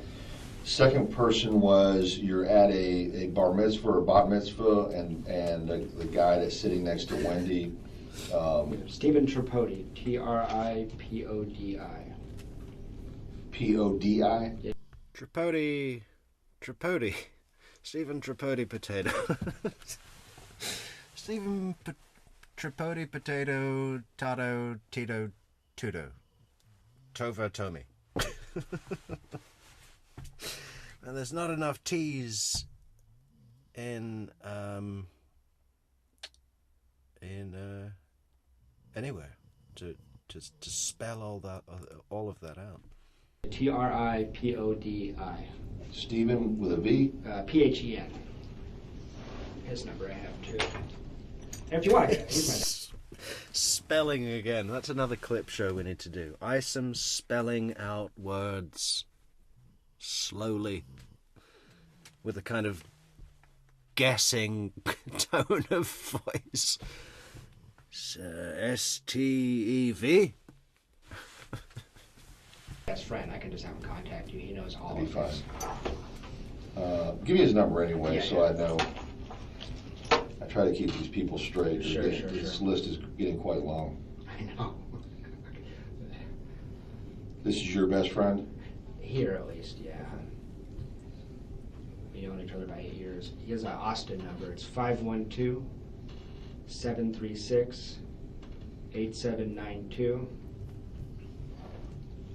512-736-8792. He's the one that introduced us. Okay. To you and And he knew Danny. you're still friends? We are. Actually, actually, it's funny. He teared up the other day. He said, "I wish I never introduced you to that one." Oh. It's not your fault, Stephen. And that's okay. He's a local guy Yeah. now. He's at FSU. He's a tenure professor at FSU. Professor of. Social work. Of course. Yeah. It's either that or law. Yeah, that's about all of it. Okay. Yeah, if you could. Yeah, if you're a professor at FSU, it's either social work or a real subject, like law. Next week, if those, since it's spring break, Yeah. is she work in that realm too, Fran? Yeah, she's a social work professor as well. If you could get those two folks to I'll call reach me, out I'd to you. appreciate it. Yeah. And just give them my phone number, and they can leave a message. I'll get back to them. Yeah, no, I appreciate you being so responsive. I know you got to be busy, and this is going to be a hell of a case. Well, this is my case. This is my case, and this is I want to see this. I want to see this to the end. And Yeah, either to the end or until I retire. You know, if I can't solve it in the 4 remaining years of my career. Appreciate that. The amount of healing you would do in this community and in my small community if we could find out who did this. oh yeah, and I know there's a lot of people frustrated, and everybody wants to know more of the story. They want to know how come there's not more details coming out, and so on and so forth. Read into it any way you want. I'm not saying anything. That's Good for you. So You also haven't asked. I mean, I know. right. that, No, know. I'm fine with that. And Investigator Hale did tell me at one point, and I think one of the reasons, I don't know if this is helpful or not, but I was pitching him this, and I just couldn't hear me, I felt like. But he said, we have evidence, we're analyzing it. yeah. So that's the one thing that, Well, you don't have to be a detective, let alone or a rocket scientist or anything else to figure out that there hasn't been an arrest, so everything's still on the table. sure. And that's as simple as you can get. And Now Stephen's the one that she was saying, and texted you that. Yeah, he was running with that. Yeah, you don't have to be a rocket scientist to know that if no one has been arrested, then the crime hasn't been solved. That's pretty much what he just said. I mean, I don't know how useful it'll be. He's going to say, Wendy's still crazy, Wendy, is what he's probably going to say, but he can tell you the joke she was making. Well, the first thing was it sounded like that she was joking about Danny getting his head blown off. So, yeah. But then when I specifically asked you what was said, it more sounded, it was a little bit less innocuous, but saying that she was glad it wasn't Jeff or her kids. The head blown off thing, maybe that's wrong. I'll tell you. I don't know. Okay. Yeah. That's good. I just want to clarify that. That might have stuck in my head and be wrong. It might be simply like Danny getting killed or something like that. So. Gotcha.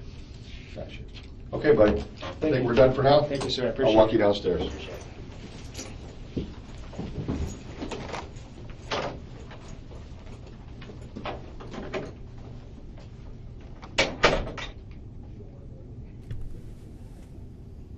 And now we fade to black. Wow. Kind of like just watching the static on the screen. Everything that just came out in this room, and now we fade to perfect black. Well, that was pretty great. Bunch of new information, never before seen in the public domain.